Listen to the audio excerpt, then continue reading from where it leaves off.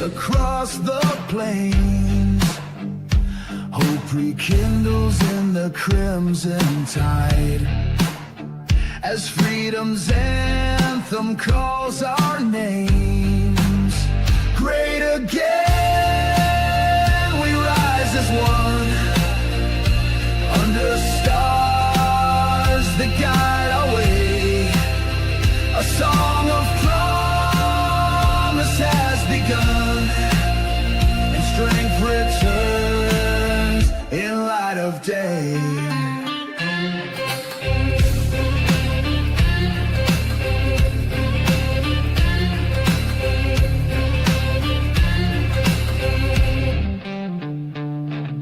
Fields of dreams are ripe once more. Factories hum with honest pride.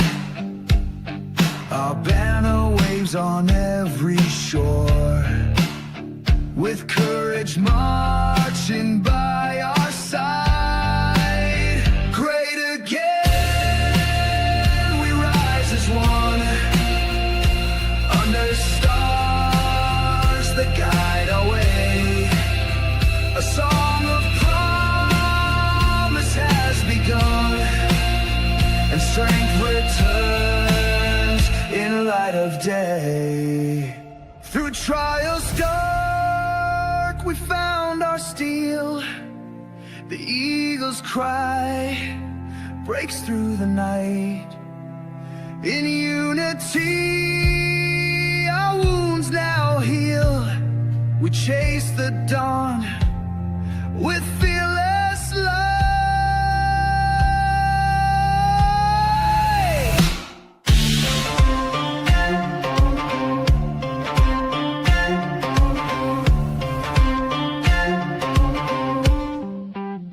Great again, we rise as one, under stars that guide our way.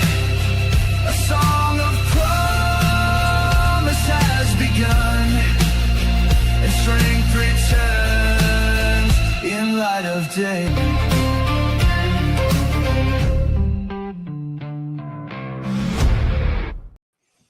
Hey, how's everybody doing this week? How you doing, Dr. Jade?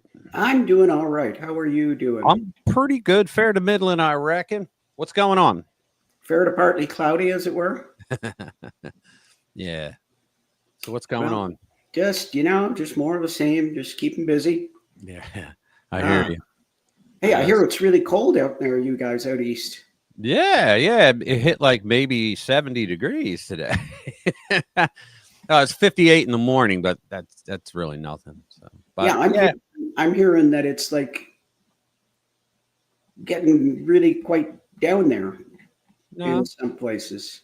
Maybe some places. Hey, what's up, Pamela? Paca, good to see you, brother. 42. Wow, you guys are all here.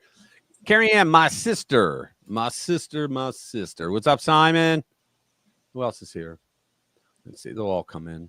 It's 12 now. All right, cool. We're getting them in. So, hey, courage is the cure. Whoa, Robin, how you doing? Good to see you.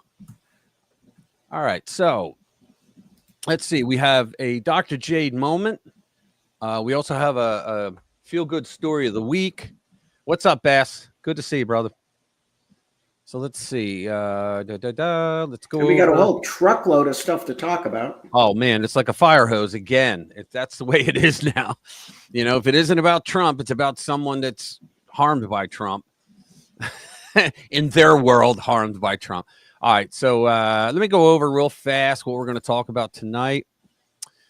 These are the big 13. I think I have 14 or 13. All right.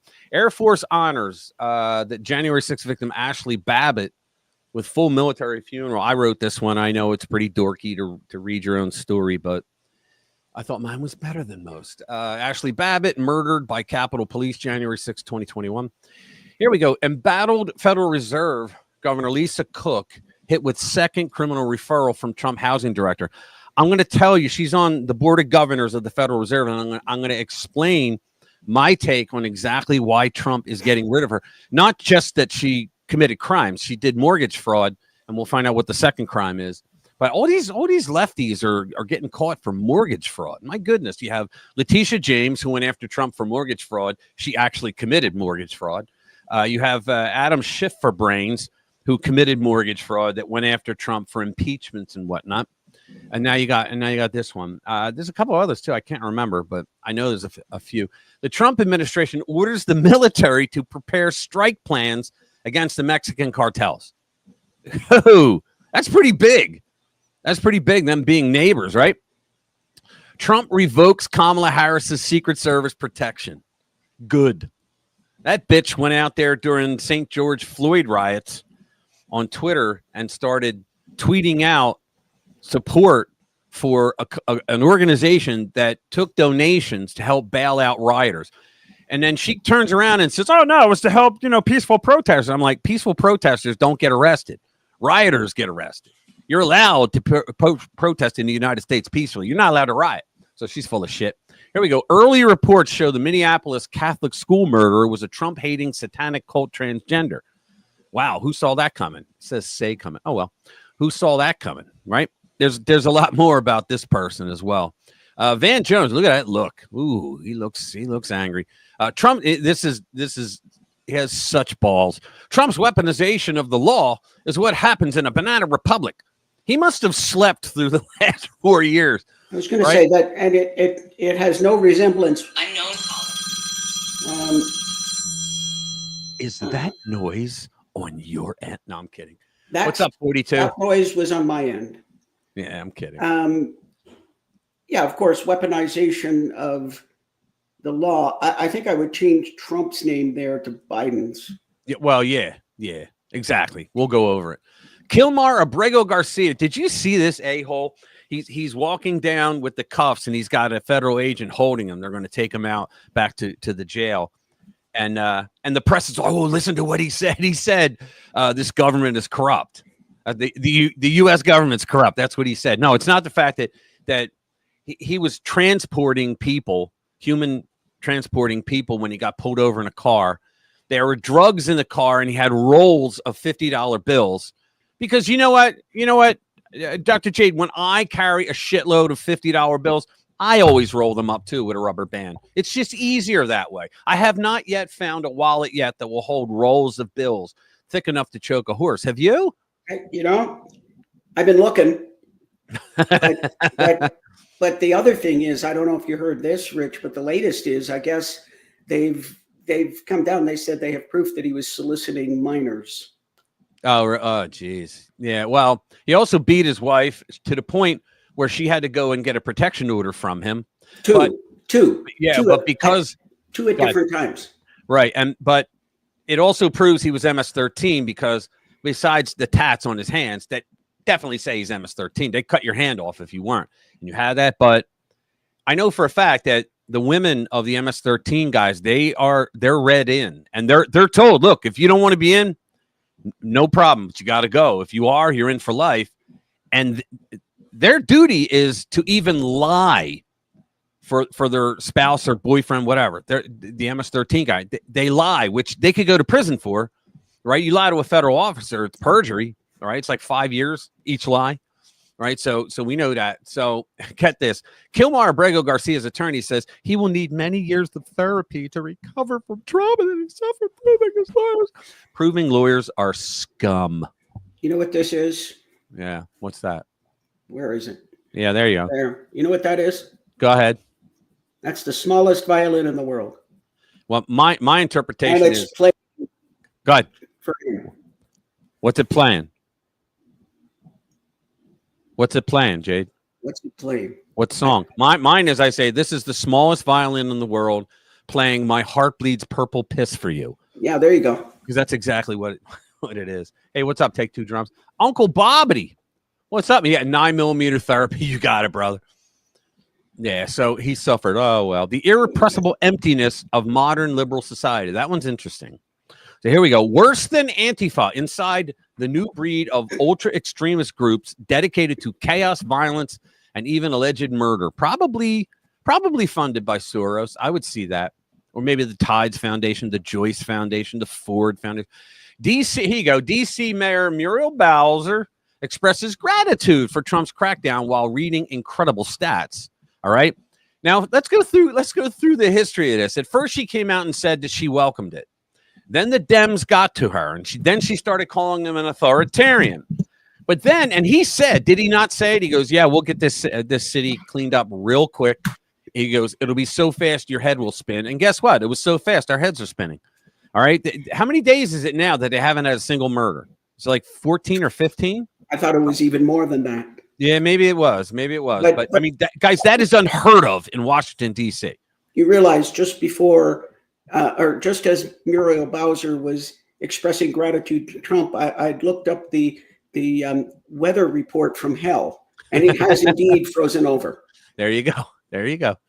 So we'll listen to her. Here you go. To most people, these things are nuts. Democrat admits his party prays at the altar of pagan idols. There you go. There you go. This guy's screwed. There was a leak that John Bolton transmitted classified emails over a private server, and they were intercepted by hostile foreign country spies. Oh, wait a minute. The same thing happened to Hillary Clinton. And as James Comey told us, there wouldn't be a single prosecutor out there that would want to try that case, right? No, this time she didn't mean to do it. Right. All right. So this asshole, Senator Welch, RFK is a lunatic, should be fired. Oh, we'll go over that. And here's the fire hose, guys. Look at all this crap. We got so much to go over. Let's see. What's up, sis? Dad used to say the smallest violin. Yeah, he did, actually. I get most of my jokes from my father being serious because he would say some things, man. He had some. Hey, oh my God! Look who it is, Odella. Oh, God bless you, lady. How you doing? Oh man, haven't seen you in a while. Trump is showing the world that this lady used to actually run my social media site, magachat.com, and she was awesome at it. Unfortunately, we couldn't do any business deals because those were in the years where they trashed MAGA, so we couldn't do anything. So I had to shut it down. But yeah. Good to see you. Good to see you, Odella. So, all right. So let's go in, do our first story. Oh, I didn't want to do that. I didn't want to do I clicked the wrong thing because I'm in Egypt. All right. Let's go. I'll do the Air Force. Okay. So the Air Force honors January 6th victim, Ashley Babbitt, with full military funeral. Let's raise it up. Ashley Babbitt was an Air Force veteran. She was the sole protester who lost her life during the January 6th Capitol breach. It's not true, but that's what they're writing. Because what's her name? Roseanne Boylan did, and there's another guy who did, as a matter of fact. So, but she was the only one shot by a Capitol police officer whose record shows he never should have been on the job. Now, after years of controversy, the Air Force, the Trump Air Force, is giving her full military funeral honors, which they should have. Her story has become one of the most hotly debated chapters of that day, sparking endless arguments about justice, accountability, and government power. For her supporters, she symbolizes both the sacrifice of service and the tragedy of a life cut short under questionable circumstances. For critics, her death became a political talking point rather than a human loss. Now, with the recognition from the Air Force, the focus returns to who she was, a veteran, a daughter, and someone who answered her nation's call before politics ever entered the picture. Quote, on behalf of the Secretary of the Air Force, I write to extend the offer for military funeral honors to Senior A. I don't know what that means. Do you? You were Air Force. Senior A, Senior Airman, I guess. Ashley Babbitt, Undersecretary of the Air Force Matthew Lohmeyer, wrote to her family. He admitted, after reviewing the circumstances of Ashley's death and considering the information that has come forward since then, I'm persuaded that the previous determination was incorrect. And what he's talking about was, we now know, we have the information now because we have the videos and all the other crap that went along with it, that whole thing was a setup by the Democrats. It was a setup they did multiple things that could have been, let's say, embarrassing for Trump because he was accusing them of theft, of stealing the 2020 election. And they wanted to shut him down. Now, that included putting all those FBI informants into the crowd. It included, because they were stirring shit up, right? It included firing rubber bullets and tear gas into peaceful protesters to get them to fight. It included one thing that I saw where you had the police on one side and cops on the other, and everybody was peaceful. Nobody was doing a thing. And this one cop just went over and sucker punched a guy over the fence, and for no reason, and then backed off into the crowd. Well, he was an informant for the FBI. And also Kamala Harris she left the building. She left the Capitol at 11:30 in the morning. We have video of her doing that. She lies to this day, saying she was there for the ceremony the whole time. She was not, right? And she should have been, because she was a senator at the time. But she went down to the DNC building because they had the pipe bomb there. And if nothing happened throughout the day, they would at least be able to do like a 6 o'clock news saying, you know, oh, these extremist MAGA people, they had a pipe bomb outside the DNC. And the vice president-elect was in there, could have killed her. All right, that's some of the BS that they did. So I hope we. And then you had the January 6th committee that just committed innumerable crimes. All their partners, because Trump said, "Look, if it was done by auto pen, it's not real." I think the Supreme Court will go along with that. So her service record was not minor. Babbitt served on active duty as a security forces senior airman from 2004 to 2008, then served in both the Air Force Reserve and Air National Guard, deploying to Afghanistan in 2005, Iraq in 2006, and the United Arab Emirates in 2012 and 2014, the Washington Post reported. The same report added any service member who was on active duty at the time of their death is eligible, as is any former member who was honorably discharged, right? She was 35 years old when she entered the Capitol building. She made it into a hallway outside Speaker's lobby, which leads to the House chamber. According to the Department of Justice, at the time, the United States Capitol Police was evacuating members from the chamber, which the mob was trying to enter from multiple doorways. She had no weapon on her now. Now, the DOJ admitted that she had no weapon, all right? Officers barricaded the glass doors with furniture. 3 officers positioned themselves in front. The glass was broken, and Babbitt jumped up on the windowsill and spread her legs and arm like this. All right, they tried to say she was trying to go in. No, she was blocking anyone on her side from climbing through because she knew that there were cops right there. Let's face it, guys, if you ever saw the videos, there were police officers right behind her. They were at the top of the stairs, and they were just making sure that people weren't going to get rowdy.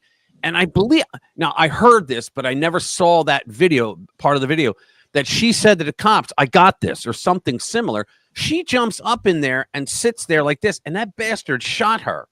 He shot her in the left shoulder. She was rushed to Washington Hospital Center, and she died later on. So the DOJ said there was not enough evidence to prosecute the officer. I believe that was the Biden DOJ. All right. They explained prosecutors would have to prove not only that the officer used force that was constitutionally unreasonable, but that the officer did so willingly, which the Supreme Court has interpreted to mean that the officer acted with a bad purpose to disregard the law. What about if he was a coward and he was afraid they were going to come through and he had to make an example of someone? You can't do that. No, or what about if he was one of the ones that was told that, you know, people are going to die that day? And unfortunately, you know, for them, right, the crowd, you know, was rowdy, but nobody had weapons. Nobody was doing anything. There were no guns. Right. Nobody was doing anything. And so they started to get very anxious and frustrated because they were determined that people were going to die that day. So the next thing you know, the call goes out, said, "Listen, somebody's got to die here. We need a few people to die." Oh yeah. And that's, you know what? I don't discount that at all. I mean, when you see the evidence that's coming out, I mean, we even have video of Pelosi admitting that she was at fault. Remember that? Her daughter was doing a documentary that day. Like, well, why? Listen, there's documentation that Trump was offering 10,000 National Guard troops for 3 days. Well, the former Capitol Police chief, it was either him or Metro. I think it was Capitol Chief. What was his name? Sutton. I forget his name, but he said, I read his story last week and I forget his name. He had said, he wrote to Pelosi, because Pelosi said something on one of the news programs, and he tweeted out like a message to her saying, "Who do you think you are?" Like he said, "I asked multiple times Yep. for National Guard, and because Trump offered it, okay, they don't have to take it, and they didn't because he said your sergeant at arms every single time said no." Now the sergeant and even the press, I think the press should be brought in on this because they even lied right after J6 when everybody said, "Wait a minute, the sergeant at arms rejected the guard, right?" And Nancy Pelosi was in charge of the sergeant. The press lied and said, "Oh, Nancy Pelosi was not in charge." Yeah, she was because she was Speaker of the House, and the sergeant at arms reports to the Speaker of the House. Yeah, I mean, Will do anything the Speaker tells him to do. How do you say she wasn't in charge of the guard? Exactly. That's She's Speaker of the House. well, no, she was in charge of the sergeant at arms, and she was the one that could. The sergeant at arms says, "Yes, I accept him," or "No, I don't," but it's based on what the boss says, and she told him no. Why? Because they wanted bad things to happen so that they could say, "You see what this guy Trump, who's saying that we stole an election, now isn't this guy crazy?" That's what they wanted. And they would have put more charges, including murder. Oh, absolutely, they would have. Absolutely, they would have tied him up. And oh yeah, absolutely. So her family did not accept that explanation. I mean, did you ever hear her mother talk? Oh my God, my heart breaks every time. In January 2024, they filed a $30 million lawsuit against the federal government, arguing that she had been wrongfully killed. Quote, the lawsuit filed by Babbitt's family alleged that Babbitt did not go to Washington for any unlawful or nefarious purpose, had her hands in the air when she was shot, and posed no threat to the safety of anyone. And that is true. The standoff ended in May 2025. The Department of Justice settled with the Babbitt family and agreed to pay just under $5 million, which I'm sure they're going to use some of it because the mother had quit her job or whatever just to fight for her daughter. But yeah, she had a business. All right, she was running a business out in Arizona, and the way that the Biden people, the way the Biden people were talking as they were saying they were going to come in, the way they campaigned, it would have destroyed her business. So she went down there to argue, and she got caught up in it. But she did. I don't think she did anything to cause herself to get killed. Hey, what's up, Linda? Good to see you. Jimmy from Philly is in the house. What's up, brother? For those of you who don't know, I think everybody knows. That's my real brother, Jimmy from Philly. Let's see. The brother from the same mother? Yeah, same mother. That's it. Let's face it. Yeah, black cop killed an unarmed white woman. Yeah, and you'll never hear that. You'll never see the headline. All right. It's a shame. But next one. Here we go. The embattled Federal Reserve Governor Lisa Cook hit with second criminal referral. All right, I'm going to read the story, then I'm going to give you my take on this. Let me close this up. A second criminal referral was filed against Lisa Cook on Thursday, alleging the embattled Federal Reserve Board governor. Now, that doesn't mean she's the actual governor. Everybody that sits on the board is called governor. So, may have made misrepresentations on mortgage documents and government disclosures. Yeah, she committed mortgage fraud. She had two houses, two loans, mortgages for two houses. She claimed that both houses in different states was her permanent address. And she did that to get a lower mortgage interest rate. So the complaint to the Justice Department was lodged by Federal Housing Agency Director Bill Pultz. So it wasn't Donald Trump, right? It wasn't Steve Bannon, you little nuts on the left. So who was the source of the initial criminal referral that President Trump is using to attempt to fire Cook for cause? 3 strikes and you're out. Today, U.S. Federal Housing sent a second criminal referral in the matter of Lisa D. Cook related to a mortgage on a third property. Wow. And alleged misrepresentations about her properties to the United States government during her time as governor of the Federal Reserve. Wow. So she has 3. Okay, here's what's going on. Trump's doing it because she's black. Wrong. He's not doing it because she's black. He's doing it because she's a woman. Wrong. Here's what's going on. Jerome Powell, the chairman of the Federal Reserve, refuses to lower interest rates. And right now, if he lowered interest rates, Trump knows this and he knows it too. He's a Trump hater. If he lowers interest rates, this country will, the golden America will start. It'll kick in. All right. Right now, it's going to start, but we're bringing the investments in. They're building the play. If they lowered interest rates, my God, it would be the highest boom of their economy ever. And he won't do it.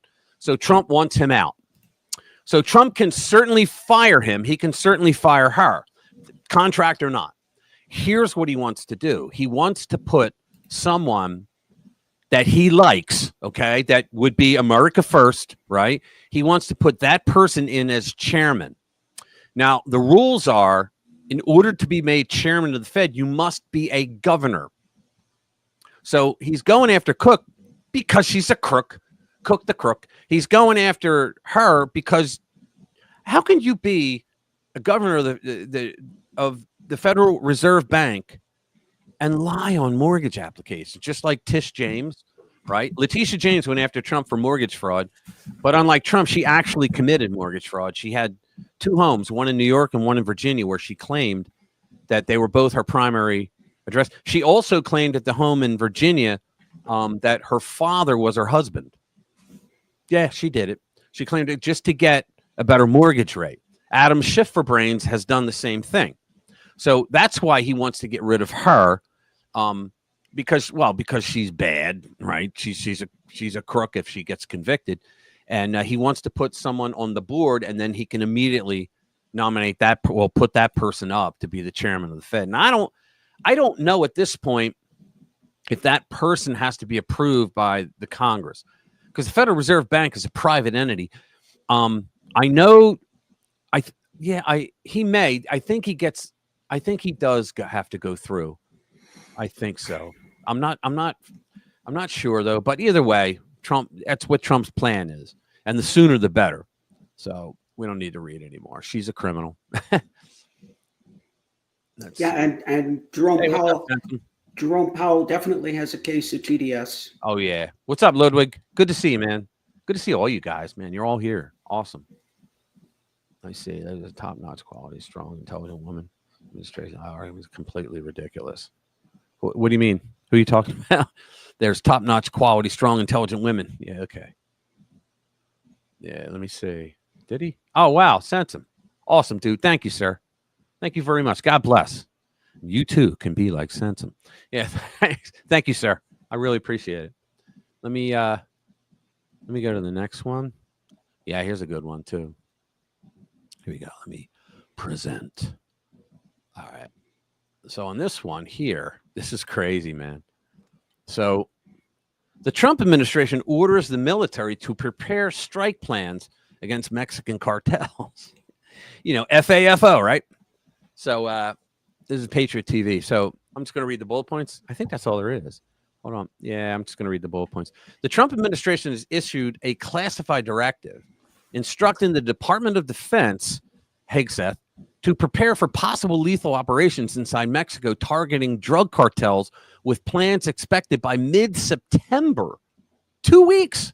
Unlike previous covert operations run by CIA and JSOC, U.S. Northern Command and its Special Operations Command, SOC North, are now tasked with leading efforts, including preparing target packages against cartel leaders and infrastructure. Guys, I saw a video like maybe 6 months ago of a war going on, and it was right across the river from El Paso, and it was the federales were fighting the mercs that the cartels hired, and they had better equipment and weapons than the federales, the army, if you will, the federal police that are like their army. But and I'm sitting there going, wait a minute, it looks like fireworks, but then you hear like they had serious weapons, you know, and they're like a private military that they're hiring. And it's like, right, can you imagine like sitting out on the porch smoking a cigarette and go, what the hell? You see rockets flying in your neighborhood accidentally. Holy mackerel. And half the federales are apparently on the payroll. Oh, they're on the take anyway. Well, they said that if they really take down the cartels, that half of the Mexican economy goes down the sewer. And I believe that. I believe that. You remember the little hand grenade with ears? Ross Perot. Remember him? Oh, yeah. Well, he stood there and he did I think it was might have been a Nightline. No, maybe it was 2020. Who the hell cares? It was one of those left-wing news programs. And he stood like right at the border, and he goes, "You see that house out there, Larry?" And they're like, "Yeah." And he goes, "You know what that is?" And he said, "That's whatever person's house." And he goes, "He's the largest cartel owner. He runs the largest cartel for drugs that are coming over the border." And he goes, and he's right there, and we can't even go after him, right? And he's the one that said, we did our due diligence, and we found out that if they shut the cartels down, now at the time there were only like 3 cartels. If we shut the cartels down, half their economy goes away. Half the economy. That's Yeah, they would have to. Not only half the economy, but half of their government would have to be put in jail, and half of their police force. Now, I don't like the government. Okay, they're taking money and whatnot. However, the cartels are known for whacking judges. They've killed a lot of judges who ruled against them in court. So if you're a judge and you're like, I like my life, so take the money or take a bullet. Yeah, well, you know the expression plata o plomo? No. Plata o plomo. It literally translates in English to silver or lead. And except that plata in Mexico is slang for money. And plata o plomo, obviously. You can figure out what the lead means. Yeah. So what they do is they'll come up to a border crossing, and some guys will get out of the car and talk to the Hey, agent, Sheila. What's up, girlfriend? The American agent, and they'll basically have a suitcase there with $50,000 in it. And the guy moves his shirt aside to show he's carrying. And the guy says, in a half an hour, there's going to be a semi-truck with this license plate. You're going to let it go through. Oh, yeah. I've heard of that too. How do you want this to go down? Right. And they say, not only that, but we're going to supply you so that you're also going to have the best bust records, because they let them bust enough to really look good in their in their job. The whole thing's rigged. It's all a joke. Yeah, so they bust a bunch of people, and in the meantime, 10 times that much goes through. So, coordinated with the CIA, FBI, DHS, and Border Patrol, the strike options reportedly include precision drone strikes, air strikes, and direct action by elite special operations forces such as Navy SEALs and Army Green Berets. Now, how many Democrats do we think are going to be against this? Taking out the cartels that sell their poison, do the child sex trafficking, all that crap. What do you think? Let me guess. Let me get in touch with my oracle here. I'm going to say 100%. Yeah. Well, probably all. This is what I love about Trump. He does the right thing, and they're on the 20% of the 80-20. They're crazy. The interesting thing about this, though, is they really would need to get the blessing of la presidente, and I guess their Congress, because if you don't get that, this is an act of war. We would be at war for performing a military action in a foreign country. So this has to be done. No, that's not technical. That is just the War Powers Act allows the president to send 25,000 troops anywhere in the world without going to Congress. No, I'm talking about the Mexican Congress. Oh, I didn't know they had a Congress. Well, they've got some sort of body. They sit around singing, right? But if he doesn't get the Mexican president, what's her name? I can't remember, to agree to this, then we're at war, because we've put a military force in a foreign country. So this has to be handled very delicately. Oh, yeah. Everybody, do me a favor. If you haven't already, hit that like button, because it helps us somehow with the algorithm. Please do that. Thank you very much. Let's go back. I just want to finish this one out. So let's see. Navy SEALs and Army Green Beret. The plan was discussed at a July meeting led by Pentagon official Colby Jenkins, followed by talks with NORTHCOM Commander General Gregory Gillot and Mexico's top defense officials, highlighting the diplomatic sensitivities involved. The White House and top officials, including Secretary of State Marco Rubio, have increasingly labeled cartels as terrorist organizations. They're terrorists. The U.S. intelligence community calls them the most immediate and direct threat to national security, citing fentanyl, trafficking, and mass migration. Exactly. Now, Trump's going to have to worry the rest of his life. Now, not to mention the tens of thousands of underage, unaccompanied. Yes, thank you, Scheinbaum. Yeah, she was another one that, Odella, she was another one that, if you remember, she said, Trump's not going to scare me. I'm not going to do anything. And like 5 minutes later, it's like, yes, Mr. President, will you please lower those tariffs? All right. Gloria Scheinbaum is your dentist. Well, here's a feel-good one, but this is not the feel-good story of the week. All right, so Trump revokes Kamala Harris's Secret Service protection, spokesperson says. There we go. Let's make it bigger. All right. A spokesperson for Kamala Harris confirmed to Fox News on Friday that the former vice president, insert joke here, Secret Service protection has been revoked by President Donald Trump. The spokesperson added that there was no reason given as to why it was removed. I think that's pretty obvious. A senior White House official told Fox News Digital that vice presidents usually have a Secret Service detail for only 6 months after departing office. Well, she went longer then. A source briefed on the matter also told Fox News that the decision to revoke Harris's Secret Service protection was made yesterday, and that is when the Secret Service was notified, obviously. Former President Joe Biden, insert second joke here, signed an executive memorandum before leaving office, which extended Harris's protection for an additional year after the normal 6 months that former vice presidents received in the past. I wonder if she got a pardon. And maybe that's what, I don't know. I wonder if she got a pardon. On Thursday, Trump rescinded that memorandum because you can. It's like an executive order. And Harris's Secret Service protection officially ends on September 1. Good. The move comes as Harris is set to kick off a tour for her upcoming book, 107 Days, in late September. Did you guys hear about this book?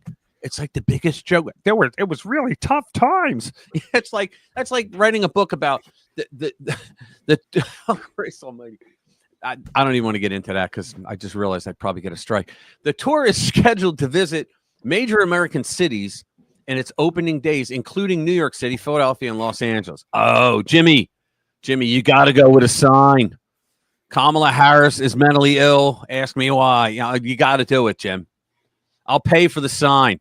If Visa don't know, Jimmy from Philly, if you're a business, he just did it recently too. If you're a business and you screw him, he will stand outside your business with a sign that says, XYZ business screwed me out of X amount of dollars. Ask me why. And it usually takes 10, maybe 15 minutes for the manager or the owner to come out and concede to him. Let's see. What's this, Rich? I can tell you that Kamala has an entire warehouse of blue dress. Yeah, I'll bet. The Secret Service says on its website that after former presidents leave office, they get security details themselves and their spouses for life, unless they decline protection. Harris's husband, Doug Emhoff, insert third joke there, had his Secret Service protection removed in July, according to the Wall Street Journal. Good. Screw them all. They tried to kill Trump, so screw them all. Yeah, and it's okay when they take away. Yeah, Trump's, exactly. You're right, Sheila. Trump's Secret Service and revoke his security clearance, but when he does it to them, it's fascist. Exactly. Sheila. Well, you know what the definition of fascist is. Yeah, anybody that disagrees with Kamala Harris. Yeah. Sheila, is it Sheila or Dot? Because everybody calls you Dot and Dottie. So I want to know, what should I call you? Because don't want to offend. Let me know. So, Jimmy, I didn't know you were here. Yeah, he is. He's here. He pops in and then pops out. Then he comes back and acts like he was here the whole time. And then he falls asleep on your couch. Yeah, he did. Yeah, but that's all right. Last week. We had him over last week. Yeah, well, we had him over to watch our dogs. Yeah, that's when Jimmy was actually in the house. Yes, he was. He was actually in the house. Daddy's now. Oh boy, there we go. All right, that's enough of that. So here we go. Should I read this one about the Minneapolis? Yeah, I'm going to do it. Okay. All right. Yeah, I'm I going to do was it. I was going to say we didn't really need to get into that. Well, I won't get into the real. Early reports show Minneapolis Catholic school murderer was a Trump-hating satanic cult transgender. It's amazing to me. This is what the second Christian school that they went and attacked. Unconfirmed social media report. I love that. Unconfirmed social media reports. So, in other words, you don't know. Indicate Robin Westman is the man who attacked children. And did you hear about Jake Tapper? I think I have the story up. Jake Tapper, when they were talking, they said when he started shooting through the glass, right? He stopped the show and said, wait a minute. This is how the person likes to be referred to. And I'm like, oh, God, Jake, really? You did that? These reports say Westman was transgender and that he left behind a manifesto, posted images of weapons with "Kill Donald Trump" written on them, and was part of a satanic cult. Oh, and did you see where he said he didn't say that the weapon said kill Donald Trump? He said the weapon had Donald Trump's name written on it. Well, there it says right here, kill Donald Trump. Yeah, no, but they didn't say that. They left out. I left know. out that minor detail. Well, sure, because anything they go to the very end to try to protect the left when it's Trump. TDS is real big there.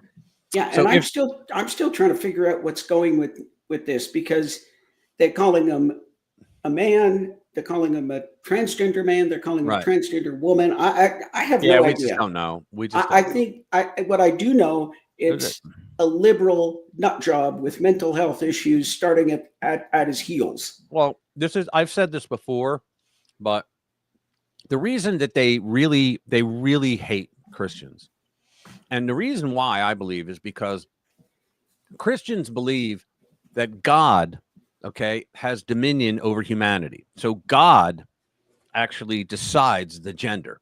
That's what Christians believe. Okay.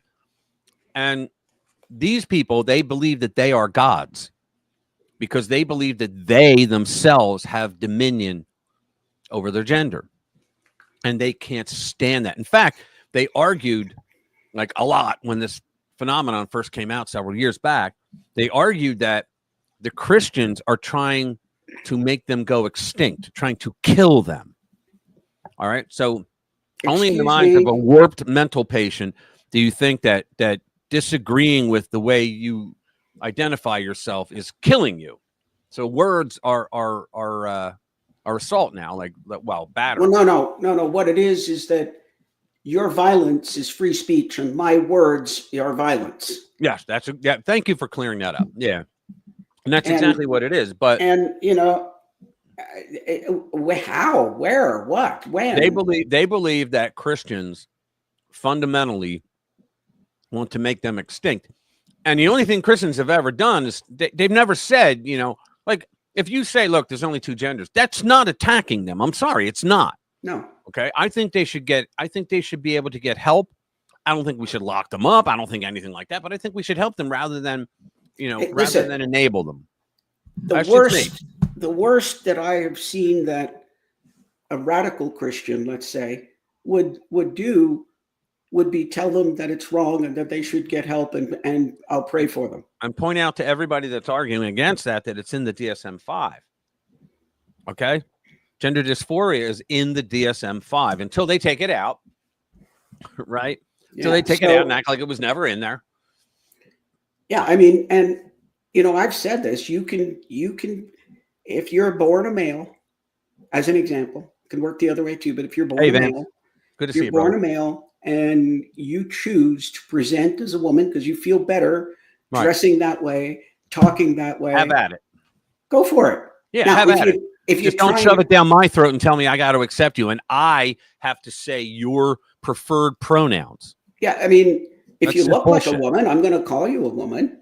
If you want me to call you a woman, I'll call you a woman. But don't tell me that I have to call you by something that's not a name. Yeah.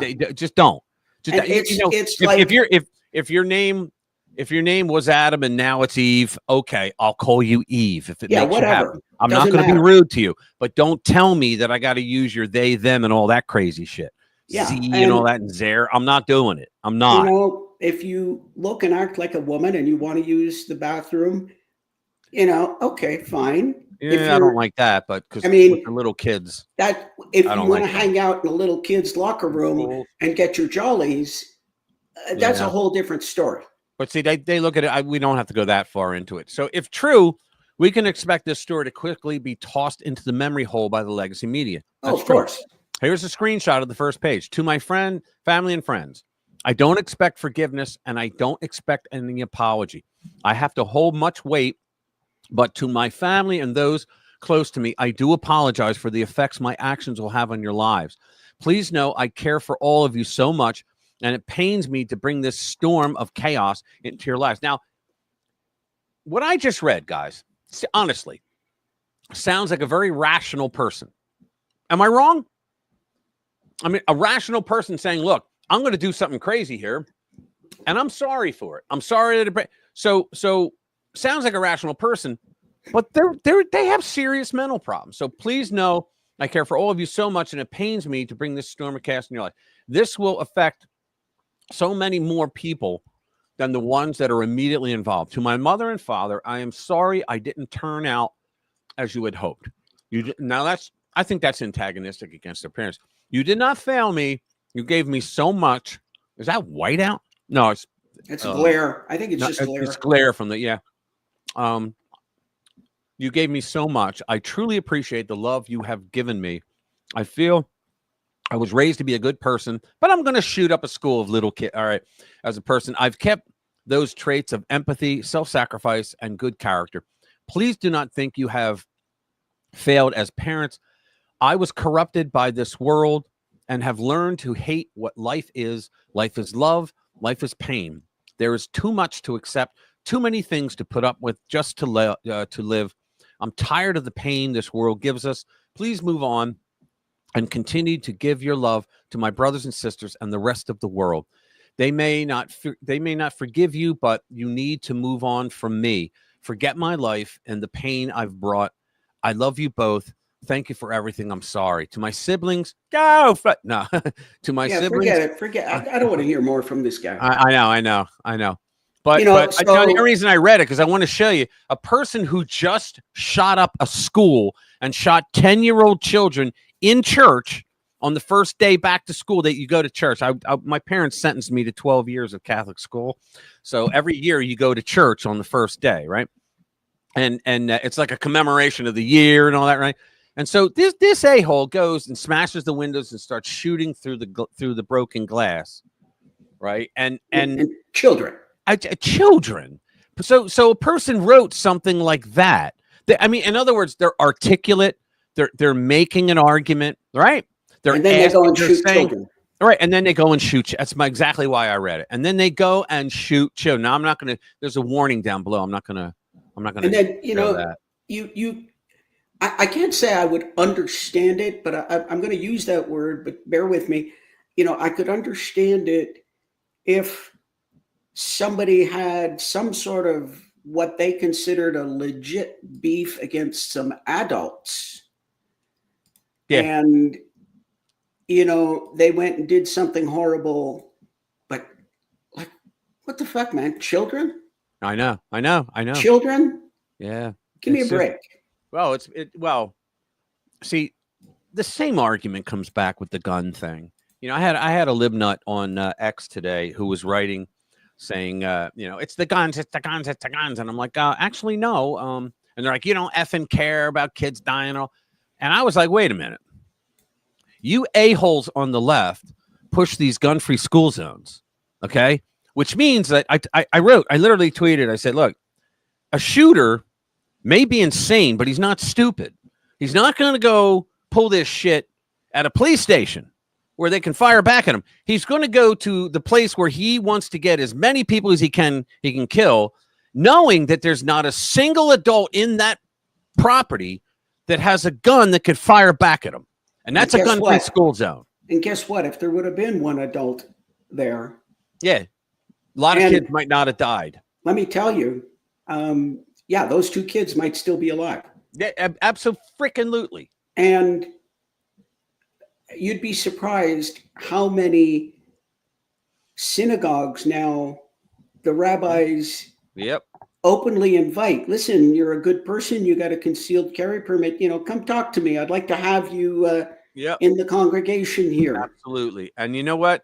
I've seen, and I've looked especially at, synagogues, but I've churches seen and too. looked at the stats. There are many schools in the United States now that put big ass signs up through every entrance, and it says, the Our teachers are armed. adults that work in this building could be armed, and they will do anything and go to any lengths to protect the children. It's not Yeah. worth it. And guess what? They've never had a school shooting. Yep. Never. It's like you never see a shooting at a donut shop. There you go. That's exactly right. Or a police station. Well, it could be Similar. Very similar. Yeah, very similar. Very similar.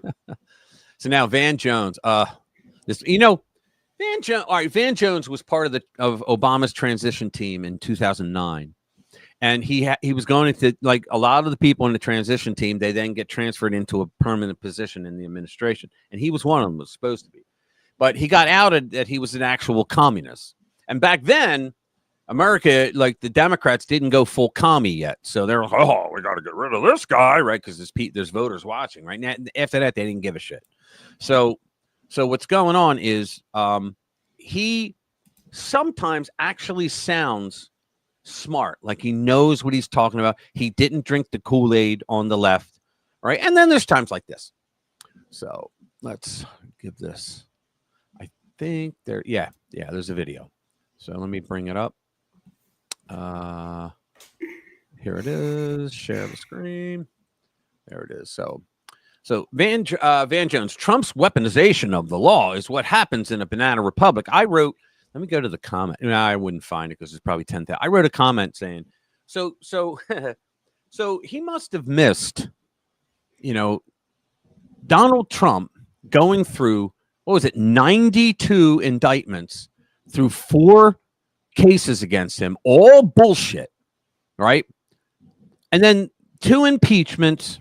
All right, the weaponization, the whole January 6th setup, and the bogus Banana Republic style committee, and then they tried to kill him twice. 9 years.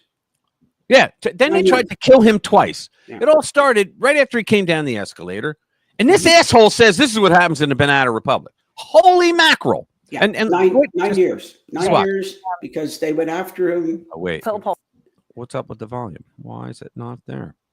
Hold on. Pulte from the Pulte Homes I don't hear it. family. Why don't I hear Ultimately, it? Yeah. I'm now hearing has it. his Oh, you do? Oh, wow, I'm not here. All right, job whatever. because he How come asked I him to can't hear retweet it? tweeted. So here he is in his job, and he's gone after I Lisa can't hear Cook. it. He's gone after Adam Schiff. Huh. He's gone after Letitia James. What do you make of this? Oh, there it Well, is. this And is he's gone exactly after what Trump said he wasn't going to do. No. Weaponization of the law. That was I his don't hear whole it. thing, is that people That's are using crazy, man. the Why law don't to I come hear it? after me. And the reality is, Is it show me the because it's person, muted? No, as they it's not say, muted. I can find you a crime. So this is Well. why Right, who you go after yeah, really matters. exactly. I have And no you guys idea really, why. and so Hold on, let me this see. is not Let me see something. playing fair. Here's the thing I think I still Americans don't aren't hear thinking it. enough about. Wow. If you love Trump and you All think right. this is You guys- wonderful, you you're guys eating are listening popcorn, to what you're he's happy, saying? you're laughing it up. Tomorrow always comes. Are you And at hearing some it, point, it's gonna be Jade? a Democrat Yeah, I'm hearing in it. Oh, all White right. Is House. everybody else hearing And it? if And I they start believe- behaving this way, Are you hearing it, Jade? Yeah, I'm hearing it. anything All that right. they Is everybody else just hearing to it? go after And I people who are believe- Republicans. Do you have a tab I don't open? think they're gonna like it. This is what happens in a banana Is everybody republic. else hearing it? Whoever is in Wait a charge, minute, do you have a tab whoever open, gets Jade? out of Yeah, I favor, just turned they this don't up to just see vote it out is loud. coming Oh, all through. right. You then All have right, to yeah, worry I I just about turned it up to taxes, see, you and have to there worry was some about everything. feedback Really there. This is weird. like I Chris don't Christie hear goes it. on Let me TV the try other day something and else criticizes here while you Trump, and guys now are all of a listening. sudden Trump's like, "Well, what about that investigation closed something. 13 years ago?" Exactly. And so this is, I just think that, No, none if of you're it's a working. patriot, Holy crap. if you love the country, All right, I don't hear any videos. if you think we're the greatest in the world, there's a Yeah, reason for yeah, that. I know. We don't do stuff like this. Yeah, that was We me. haven't done stuff like this Yeah, for that was 200 me. years. Testing it. And if Sorry. you say you're conservative, you should be trying to conserve why am these I not hearing principles that this? say you don't, you Crazy. rule, Let me go into my rule of settings law, here. not rule by law. Audio. This is rule by Adjust law. You microphone, take the law yes. and you Reduce use it the as a weapon background to noise, rule, echo as cancel. opposed to having rule of law, Automatically where everyone is adjust the treated mic. the same. You think about rule of law and I what have it means no in this idea. country, going back to January 6th and the That's insurrection on that crazy. day. the Air Force is now saying they're going to give full military funeral honors to honor Ashley I wanted to Babbitt. talk during this. She was a veteran. Oh, well. She was a pro-Trump rioter. She was I have shot to and work killed on by a that. police officer. She'd breached an area of the Capitol where congressional members were evacuating. She was the one You still got who some was time shot to go. there. Are they, let me know when they're no Trump longer decisions could pay talking. $5 million to her family, even though the fact that the officer who shot Babbitt was cleared of any criminal wrongdoing. So what do you make of this? What do you make of full military honors? Look, I'm somebody who spent most of my career. I graduated from law school in 1993, and I immediately started doing police misconduct cases because of those days. Those cases were not being taken on by anybody. If Trump wants to be concerned about police misconduct, if he wants to make sure that people who have been mistreated by cops, maybe if I leave get and $5 come million, back. How about I do that? Please start doing that. I'm going to leave the studio and I'll come right back. Ashley Babbitt, who were brazenly trying. I knew that would happen. Well, he'll be back in just a second. Yeah. So we're going to have a little science moment this evening in just a little bit. I hope everybody is interested in science. And I found... All right, I'm back. Yeah, you took out the feed at the same time, which I knew was going to happen. The whole feed? Yeah. How? All it left was me. All it left was me and the audience. Oh, that's right. Yeah, I'm sorry. Yeah, but let me see now if I can. No, I still can't. Anyway, I think we know what an ass he is. Yeah. Well, I'm sorry, guys. I'm shocked. Like, this never happened before. I never had it where I can't hear media. That's yeah, and that feedback that was going on, that was me just trying to confirm that it was actually coming out on YouTube. Yeah, I just need another second because there's a lot of videos I'm going to play tonight, and I really have to figure it out. Hang on. Well, let's move on and play the next one. I find. Oh, I see why. Holy mackerel! All right, hold on. There it is. Yeah, there it is.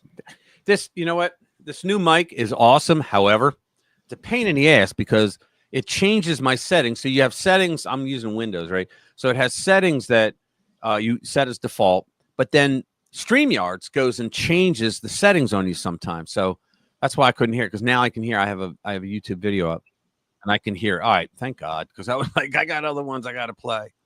It's real broken up. You cannot hear the moron lie to me. Oh, you guys couldn't hear it either? No, I think it was coming out on YouTube. All right. Did you guys hear, Vamps, did you guys hear the video that was playing? It echoed. Oh, all right. Well, there was some echoes, but that was probably me when I was trying to see if it was playing. Thanks, O. Appreciate it. I'm really sorry, guys. Forgive me on that one. Kinda, he said. All right. Well, we're going to stay away from that one. Let's do the Kilmar Abrego Garcia story. Yeah, that stumped me. I was like, what the hell's going on? All right. So John Nolte is one of my favorite writers. He is, because he just says it like it is, and he doesn't care. So attorney says Abrego Garcia will need years of therapy to recover from trauma. There you go. The attorney for credibly accused wife beater, gangbanger, human trafficker, child porn solicitor, and illegal alien Kilmar Abrego Garcia, guilty, says her client will require many years of therapy to move past what he's suffered. I wonder what he has shared with you about that ordeal, including his time at that Salvadoran prison, Sacat. What has all of this been like? It's so horrible. Look at this. I think his family has suffered immeasurably, and I think it will take many years, including therapy, for him to move past what he suffered. He released his statement about what he went through our filings, and I think they speak for itself. I mean, he suffered unimaginable. It's not enough. Unimaginable hardships, physical harm while there. That's what happens when you go to prison. Do you need a Kleenex, Rich? I know. This is my sad face. Yeah, that's over. Let me tell you, whatever he gets, I'm okay with it. Yeah, it says, let's see. I just want to read this because it's naughty. So America's infamous Maryland man is now what? A whiny little girl? This guy is an accused MS-13 gang member. His wife filed protection orders against him. He's facing federal charges for human trafficking. Other associations include participating in a murder and soliciting child pornography. Of all that, child pornography, just give him the chair.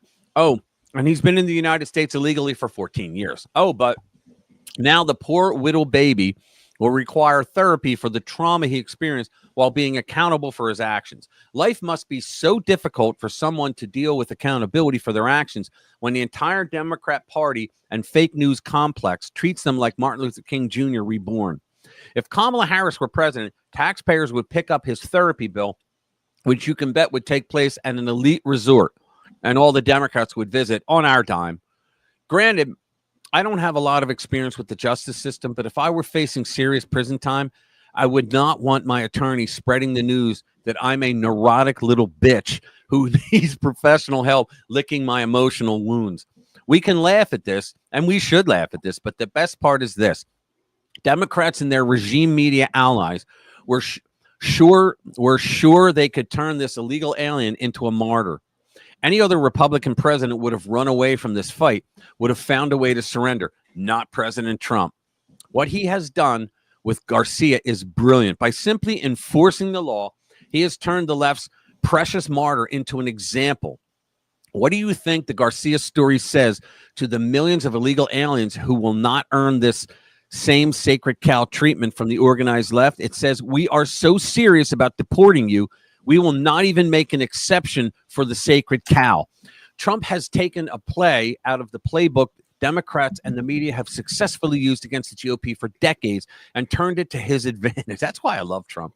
His refusal to do anything but deport the patron saint of immigration sends a message to all illegals that no one is safe. The key to fixing America's illegal alien crisis is self-deportation, and the Trump administration is brilliantly using the Garcia saga to motivate self-deportations. And people are self-deporting by the thousands. And now, thanks to CNN and this attorney, the message to all illegals is this.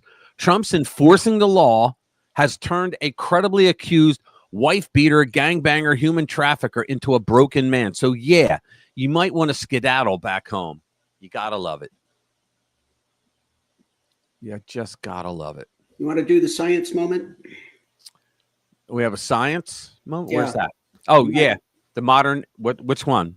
I'm going to do, my segment is. Oh, your moment. Okay, yeah, we can do that. Science segment.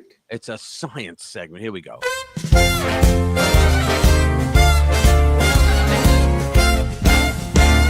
It's a Dr. J moment. It's all yours. Let me see if I can share a screen here. Put it up and I'll share it for you. Just do share screen. I'll put it up for you. Okay, confronting. Yeah, let's start with this one. Okay. There we go. There you go. Okay, so this came to my attention as most of you can probably imagine. I'm basically a scientist at heart, and this stuff came to my attention. Apparently, there was a meeting of scientists, some very scared scientists, actually, because people have been working on what's called mirror image life.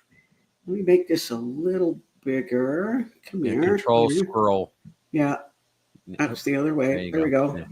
All right. Okay, there we go. So what is this mirror life? Mirror life. So what it is life is made of proteins. Proteins are made of amino acids. And as you can imagine, these are complex structures. What's up, Louie? GTFO? What did I miss? No, Louie was saying about the illegals. No. Oh, okay. Worry. I'm saying hi to Lou. Get the fuck out. Yeah. I didn't see him in here yet. Hopefully that wasn't for me. Dottie, you got it. So the amino acids are left-handed, which means the structure looks this way. The left-handed amino acids make proteins. Among those proteins is DNA.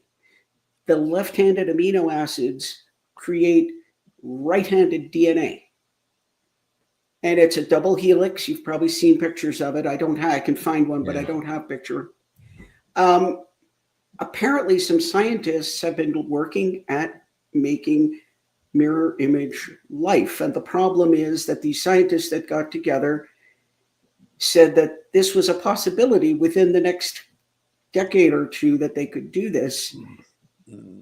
This article says here, all known life is homochiral. DNA and RNA are made from right-handed nucleotides, and proteins are made from left-handed amino acids. So why are they doing this? Driven by curiosity and plausible applications, some researchers had begun work towards creating life forms composed entirely of mirror image biological molecules. And it would constitute a radical departure from known life, and their creation warrants careful consideration. Wow. So let me share a different screen now, because I want to go over to, let's go over to this one for a second. And so this one, what is this one? This one, oh, come on. See, it's not just me. That thing's not easy. You click the wrong thing. Oh man, you're screwed. Where is it? Share screen. There we go. Finally. I don't see Finally, it. share screen. And what I want to do, let's do this one. Make amino acids right again, Uncle Bobbity. There you go. All right, here we go. So, all right. Make it bigger. And there you go. Humanity. Something. Okay. Yale School of Medicine. The problem is that these proteins, although they would look the same, it's kind of like looking yourself in the mirror. It looks the same, but it's not. And these are the basic building blocks of life. And if you build these proteins with different DNA and different RNA, what happens is you've got different receptors, different proteins, and these proteins and receptors act like lock and key. So what happens is these proteins can't properly interact with the receptors, and they don't work the same way. They So why are they doing it? Why do you think they're doing it? We'll wrap it up by talking about that. Oh, good. But left-hand amino acid, yeah. What if the amino acids are ambidextrous? Yeah, good question. I hadn't good question, Lou. Some synthetic. This is the best, man. You guys are funny and you're smart. Go ahead. Will reverse versions of biological molecules because the body takes longer to break down these synthetic molecules. The goal of this research is to one day use them to create long-acting drugs. The problem is the reason it takes them longer to break them down is because the body doesn't know what to do with them. So take that to the next step. Now, what if you have mirror life? Yeah. You've got bacteria and your body produces antibodies to combat bacteria. But what are the antibodies made of? They're made of proteins. And what have these antibodies been doing for like hundreds of millions of years is evolving and adapting to the proteins around us.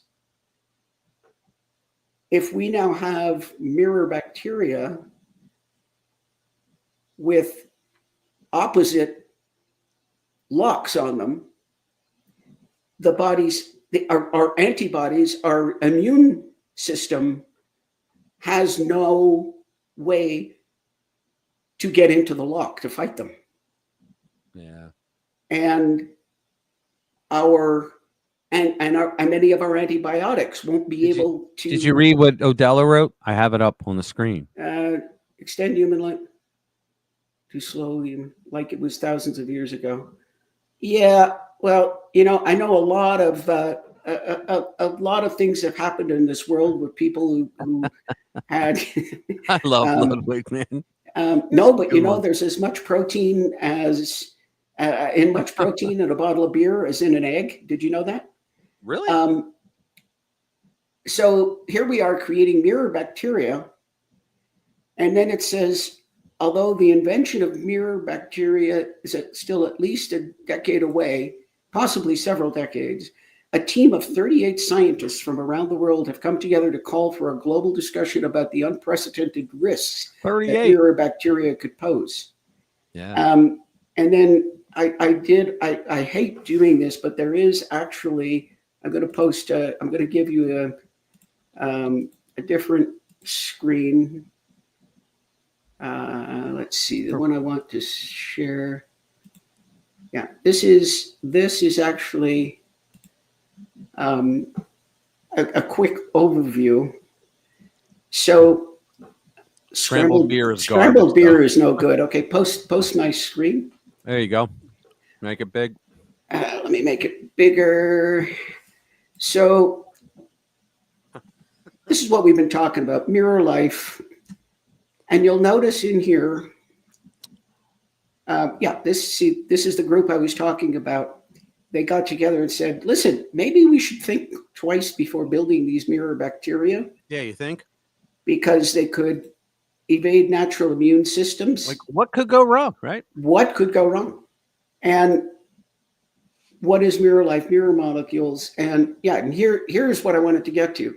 Natural immune systems, they rely on the proteins that are in the bacteria. Mm-hmm. Forget it. It wouldn't recognize them. The ecosystem, there would be, this would get out there. It would, who knows what it would do. And then this is the big one. This is we really have no idea what it's going to do, colon. So I don't know. I don't know about anybody else, but shit like this bothers me. They're basically building something, and you have to understand that sometimes scientists will do something just because they can. Yeah. Really, like COVID-19. Yeah, well, that's different. I'm thinking of more man by the name of Werner von Braun. Werner von Braun. He was a pure scientist, okay? Right. He really had no political things going for him. He worked for the Nazis, developed the V-2 rocket. And, the thing was, he was captured by the Americans. Yep. And he didn't give a shit about the Nazis. I mean, right. I guess he was a Nazi, but he said, oh, give me a lab. I'll work for you. I don't care.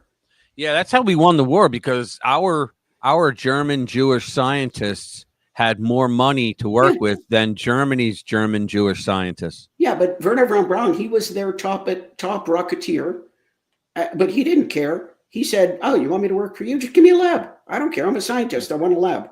Did you see what Bobbity wrote? There you go. What's up?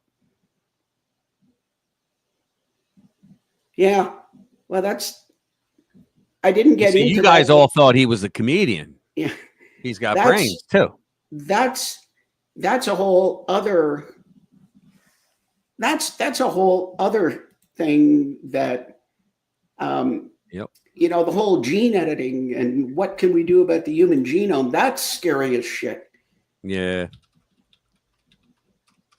But anyway, I hope everybody enjoyed my dollop of science. Yeah, it was pretty interesting. I would have never known that, because I don't read those types of magazines. I used to read Discover magazine until it went woke. Yeah. I also wanted to mention we're back on Odyssey, guys. So now we're on YouTube, Rumble, BitChute, and Odyssey. I'm trying to get us on X, but I've had problems with them as of late. Some of you may know, some may not, but I want to get us on there as well, as many as we can, really. We were genetically engineered by a superior race of beings called the Anunnaki. Yeah, I think I mentioned this last week, but you guys may or may not know that I don't tell Rich what I'm going to talk about. No, she doesn't. She really doesn't. Yeah, I don't let them know. So it's all on me. If it falls flops, if it falls down flat in its face, if it's a flop, it's all on me. Anyway, I feel itchy now. What's up, Linda? Oh man. Oh, maybe next week I can talk about parasites. Well, there you go. And ivermectin would be the cure. Anyway, so Anyway, we'll do a few more stories, and then I'm going to do the feel good story of the week. So let's see what we got here. The irresponsible I want to read this one. I didn't read this one, so I'm being honest. It's just the headline alone was nice, so I was happy with Discern Report. The irrepressible emptiness of modern liberal society. Our society is constantly telling us that true happiness is just around the corner. If only we could get to it. We are promised that if we will just buy the next product, adopt the latest trend, get more education, cut off body parts for kids, get a better job, make more money, or win a better looking romantic partner, we will finally be happy. But once you successfully make the next step on the hamster wheel, you discover that it's just another empty promise. In fact, there is a very deep emptiness to our modern liberal society as a whole. We're all constantly chasing after the things we're told to chase after. And at the end of the day, most of the population still feels an irrepressible emptiness. It is an ache that cannot be controlled or restrained. And this is why so many people spend so much time and effort trying to dull the pain that they're feeling inside. Modern liberal society offers an extremely me-centered philosophy. That's right. That looks good at first glance. The me-centered. Let me digress here for a second.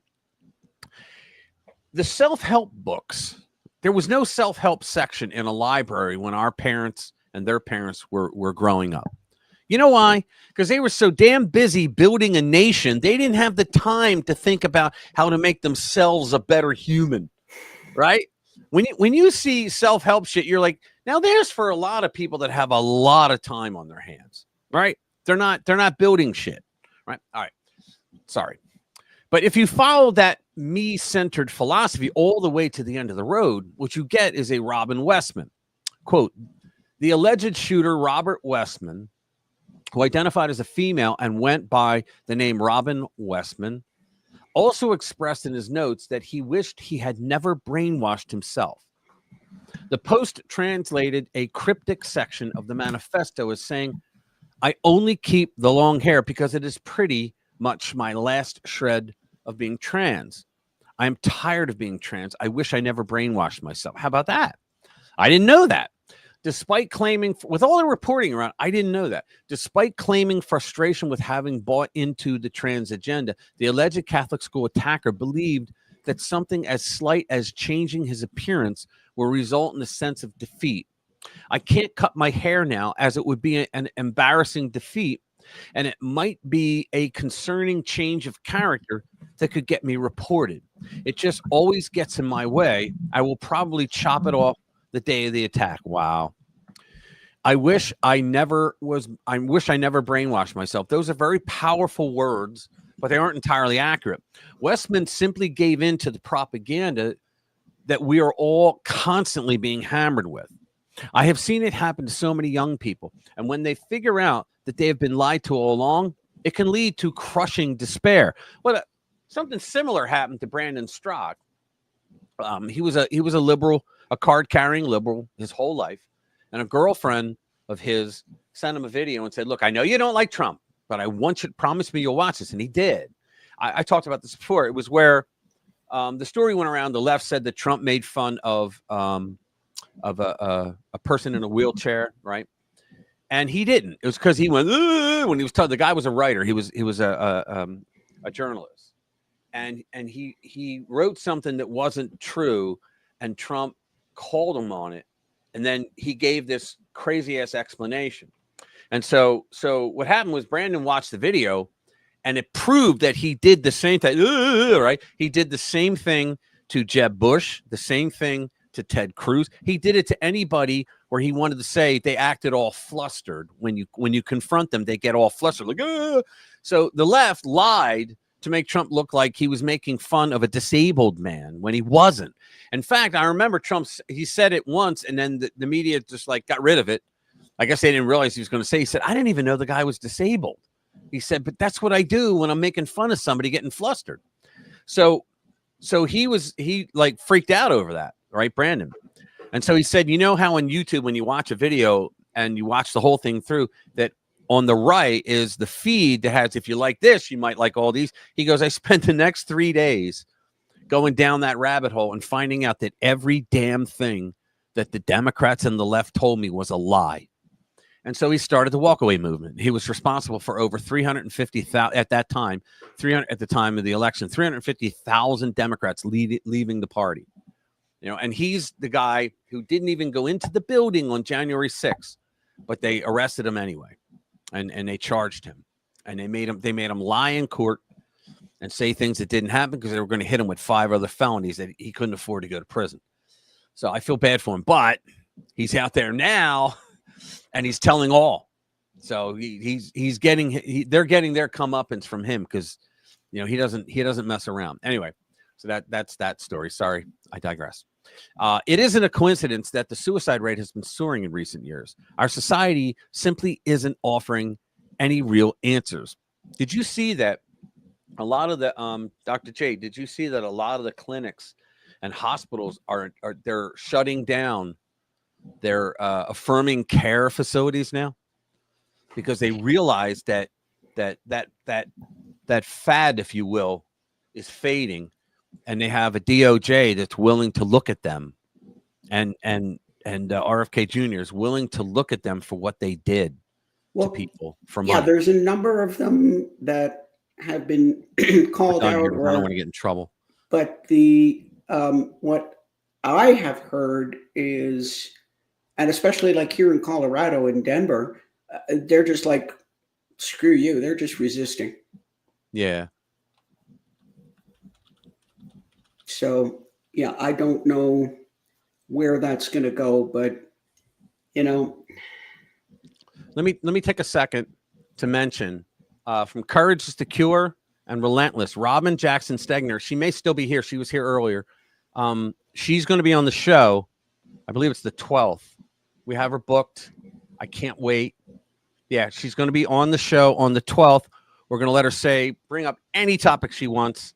She'll have free reign. She can stay an hour. She can stay the 3 hours. I don't care. I like her, and I want to give her a voice, and I want our people to get to know her. This will be the 12th, 2 weeks from now. I believe it is. Yeah, I believe it's 2 weeks from now. Yeah, we're going to have her on the show. It's going to be great. Let me see. I don't know. It's annoying, Dottie, especially. Oh, I know. When you write a funny. Okay. I must have missed somebody. I'm sorry if I did. If that's me you're talking about, I'm sorry. I missed someone. Here we go. Worse than Antifa.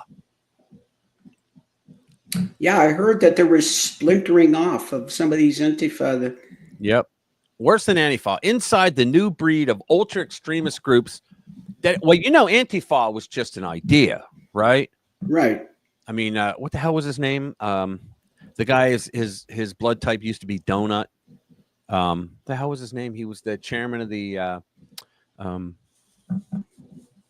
what was it? The legal. It was the Judiciary Committee of the House. That was it. I can't remember his name, but anyway, yeah, he said it was just a myth. There's no such thing as Antifa. Yeah, as they're going around bashing people, you know, hitting them over the head with clubs and shit. Yeah, okay.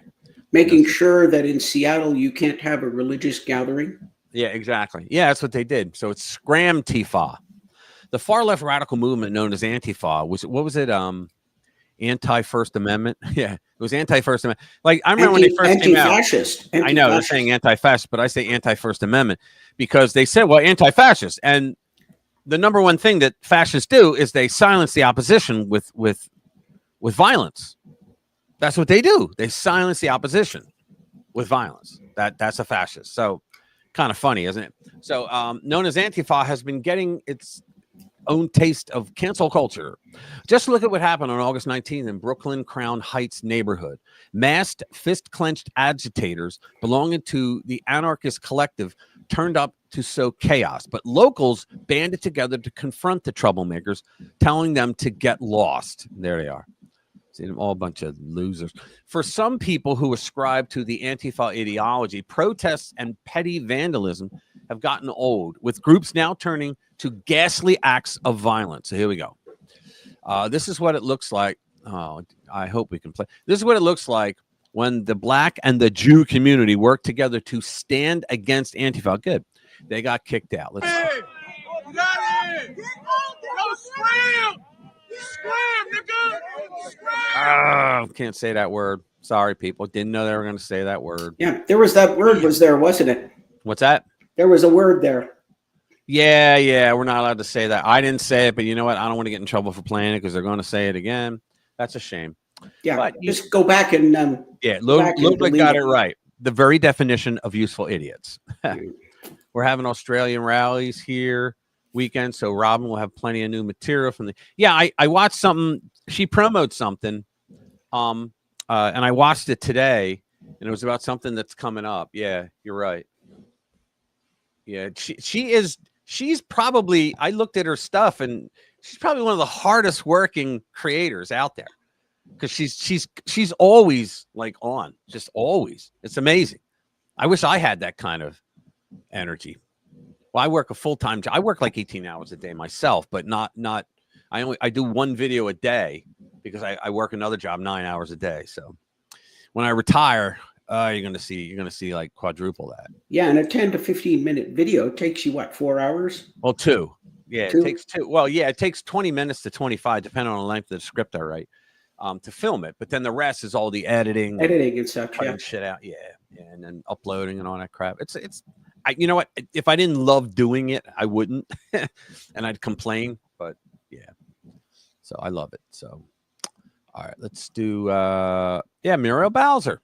Let's see. She's I'm going to get rid of the commercial first before I bring it in. So hold on. Yeah, you know, before the show, Rich was trying to convince me that I'm a YouTuber and I should have my own show. I was, yeah. And what would I talk about? I don't know.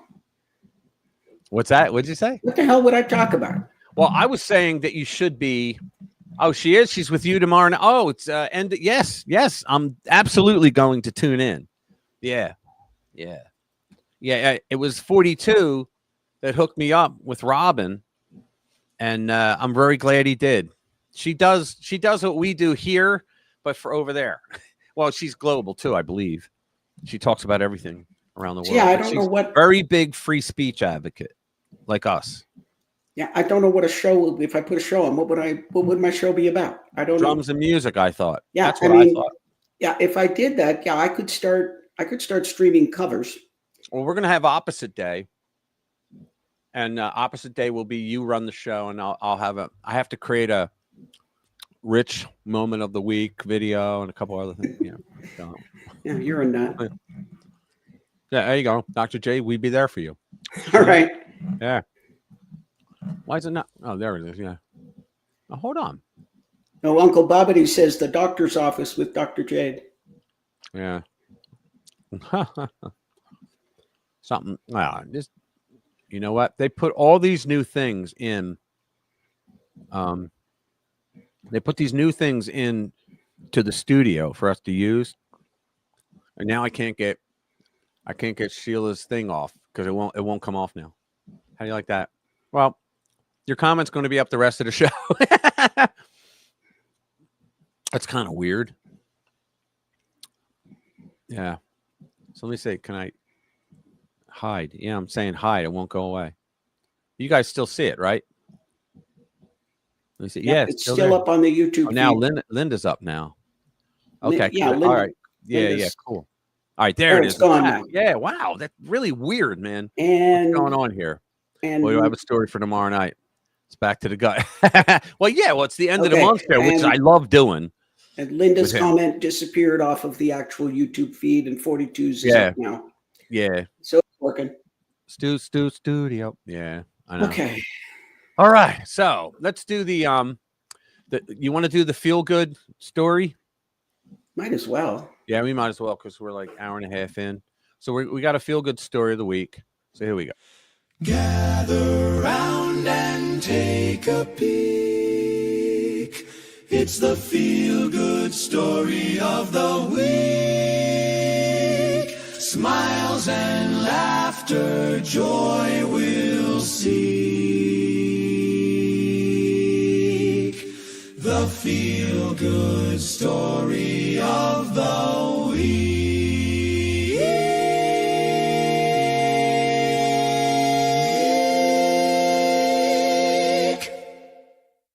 All right. I love that dog. I know. The dog's awesome. I know. It's the Dog same at dog the end. front and I back. love that dog. Yeah, I know. Great dog. All right, so here we go. So we have, let me get in there. Make it bigger. Yeah, hold on. I'm trying to find, oh, there it is. All right. So the pizzeria, there's a pizzeria owner.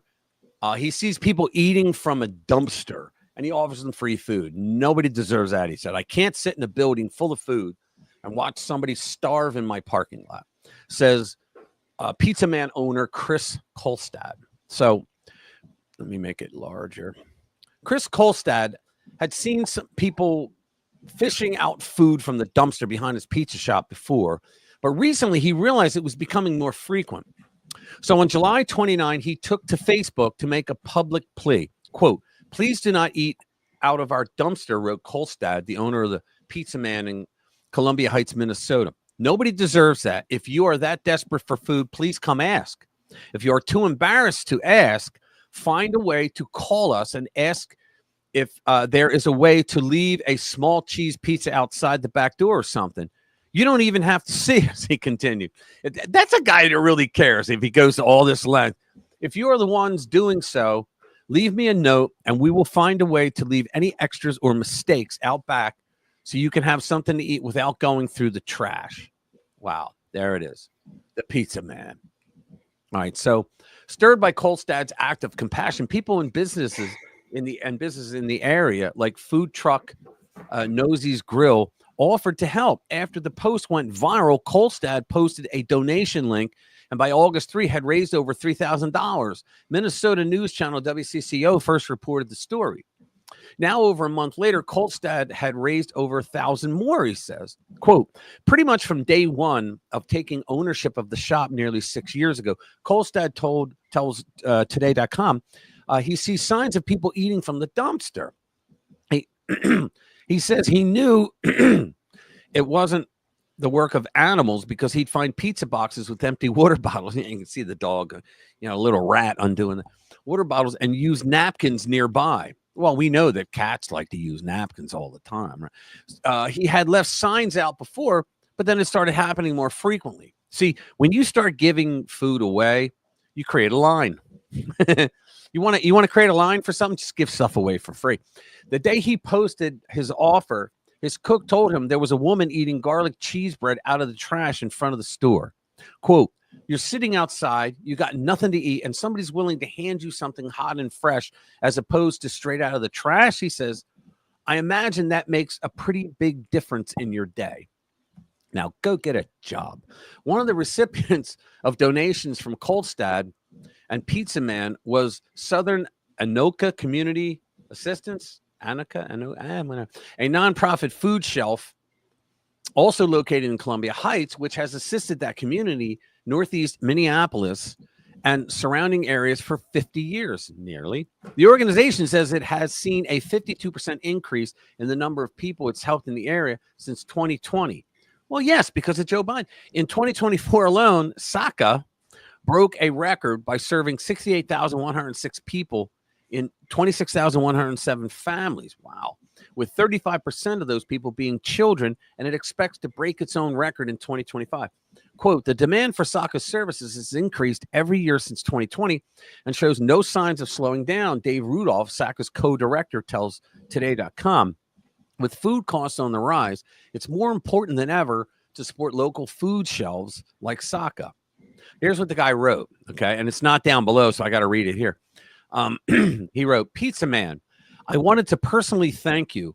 We are a large family going through a hard time, and I sent a message on Facebook asking for a little help.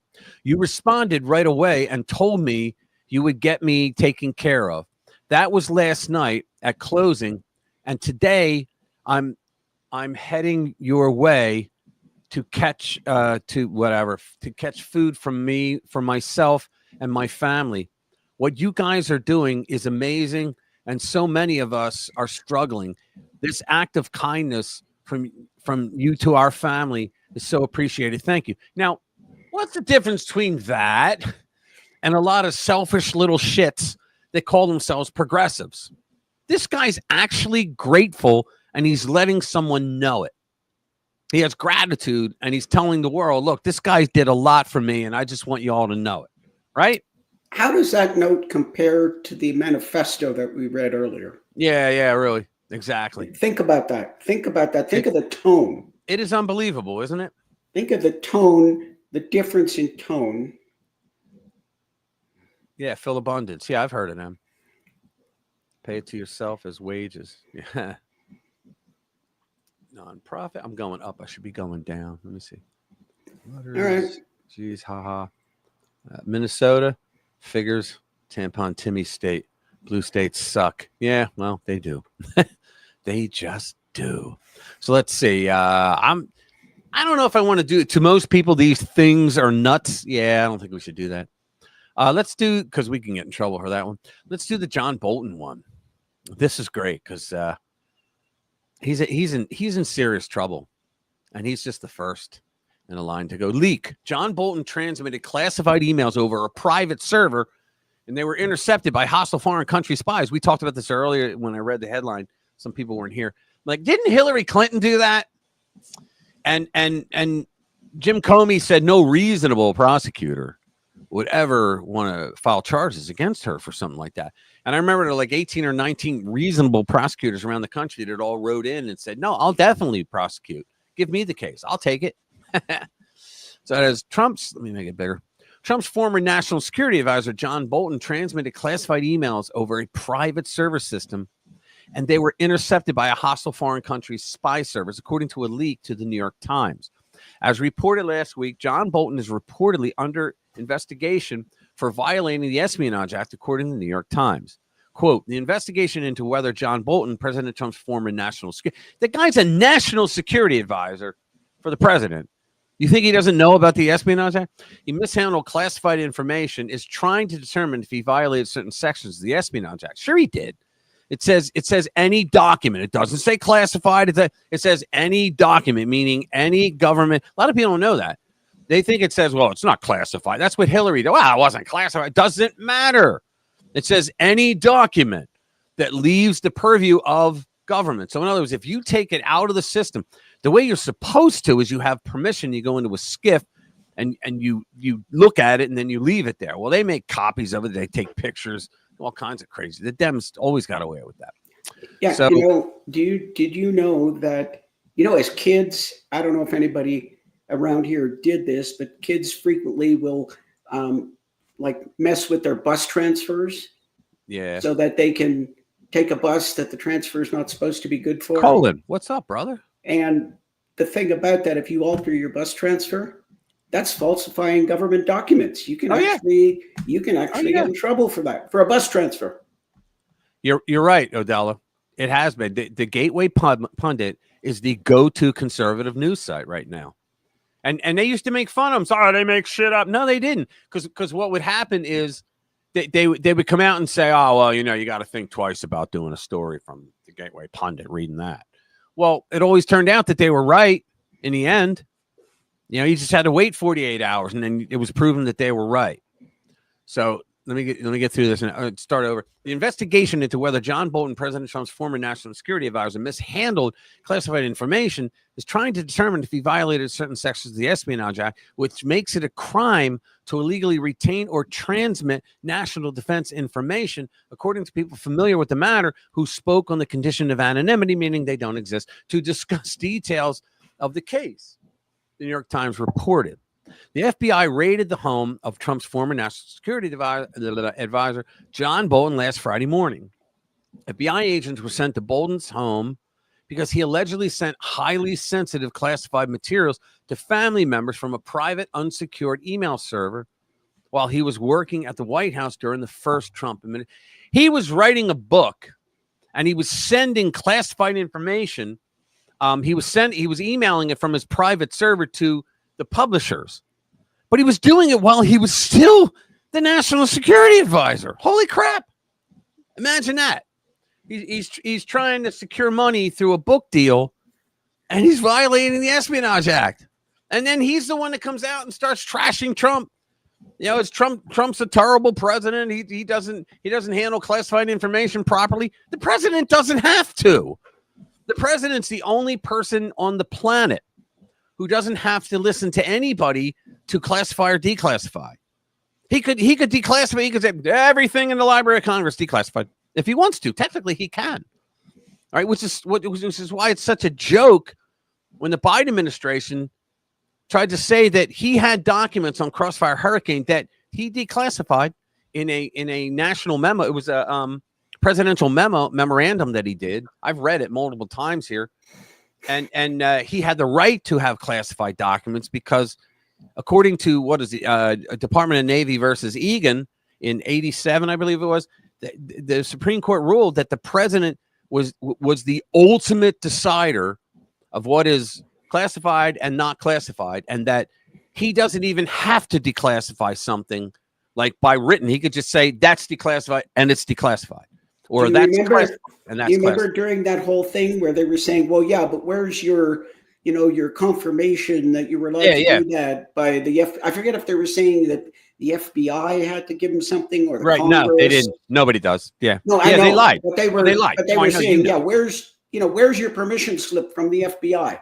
Yeah, well, guess what? It doesn't exist because the president's the president. He's allowed to do it. However, Joe Biden was a senator and vice president when he took classified documents to his house and left them in his freaking garage. And CNN even did a story saying that Donald Trump left his classified documents in a secured room on his premises.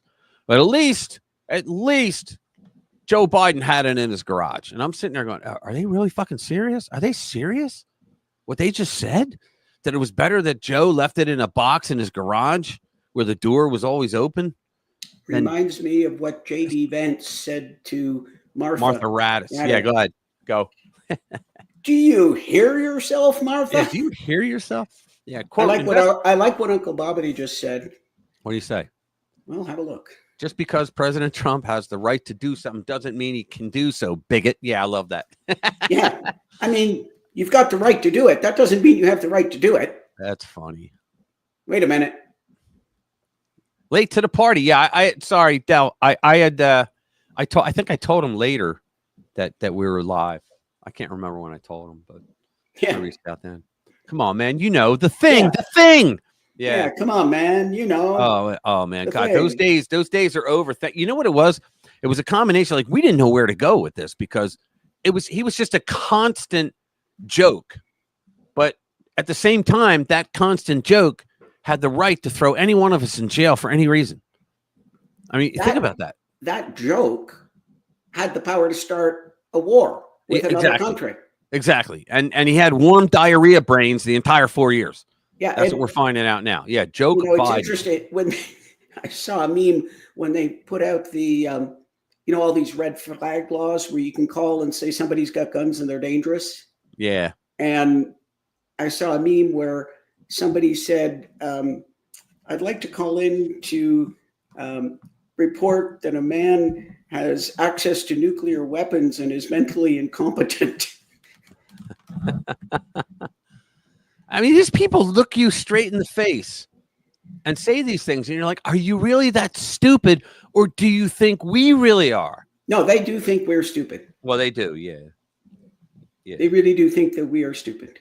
Yeah, because, you get a job at CNN, you've got to be brilliant, right? Because, I mean, do you know what their recruiting standard is? That when they do the vetting, the vetting process, it's they this. Have a Here standard. Here it is. Here it is. Oh, this one's breathing. That's their standard. Yeah. So let's go. Here we go. This is about RFK Jr. How about presence of life is confirmed. Do you hate Trump? Yeah, really. There we go. This guy, Senator Welch. RFK is a lunatic. He should be fired. So here we go. We'll play it. System before our very eyes. Senator Peter Welch is Democrat of Vermont. He serves on the Finance Committee, where he questioned the character and fitness of RFK Jr. during the confirmation process, and he joins me now. Well, Senator, first your reaction to what is happening at CDC right now. Well, it's horrifying. I mean, there's two things. One, very inspiring, and the other, very alarming. And the inspiring part of this is the folks who resigned in solidarity with their director, who was standing up for science and for public health. Was depressing. So in other words, everything RFK Jr. is pointing out that they did that was wrong, evil, and political. All right. Well, he's the one that's wrong. It's all the people that were wrong, evil, and political that are right. That's all fake news. Yeah, this is all fake news. He's a lunatic. I mean, he is setting us. Now, I think the administration should take a look at Senator Welch and see if he did some mortgage fraud. Back a century on public health. He basically does not believe that scientific basis for vaccines is valid. Okay. These people made it so that most people do not have faith in medicine anymore. Dr. Jade, you had to have felt that. These people fucked up the CDC and the FDA. I mean, everything inside the CDC, NIA, I mean, they fucked things up so bad that we question everything now. They even got the Lancet to write bullshit. I'm cursing too much. I'm getting angry. They even got the Lancet to write BS about the vaxes and COVID. This clown here wants to believe all those old people that the administration is filtering out. Go ahead.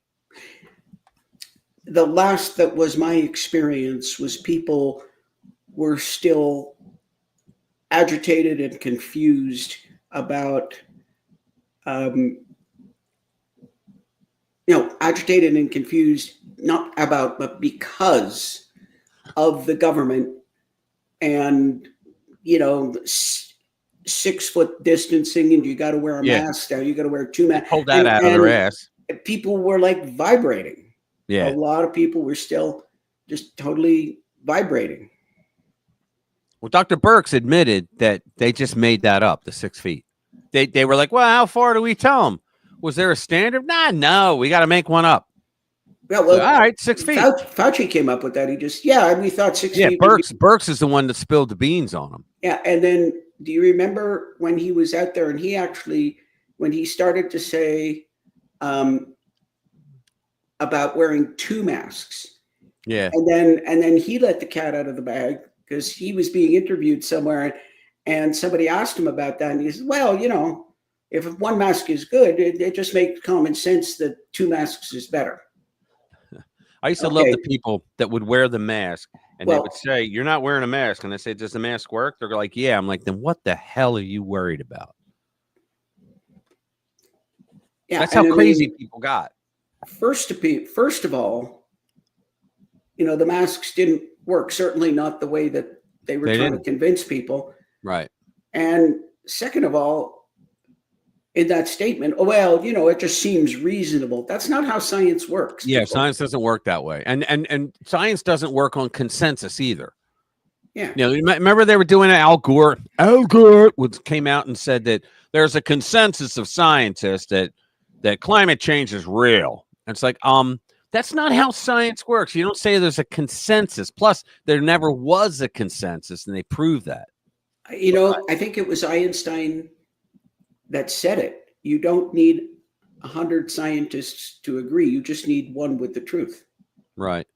I think it was Einstein said that, I think.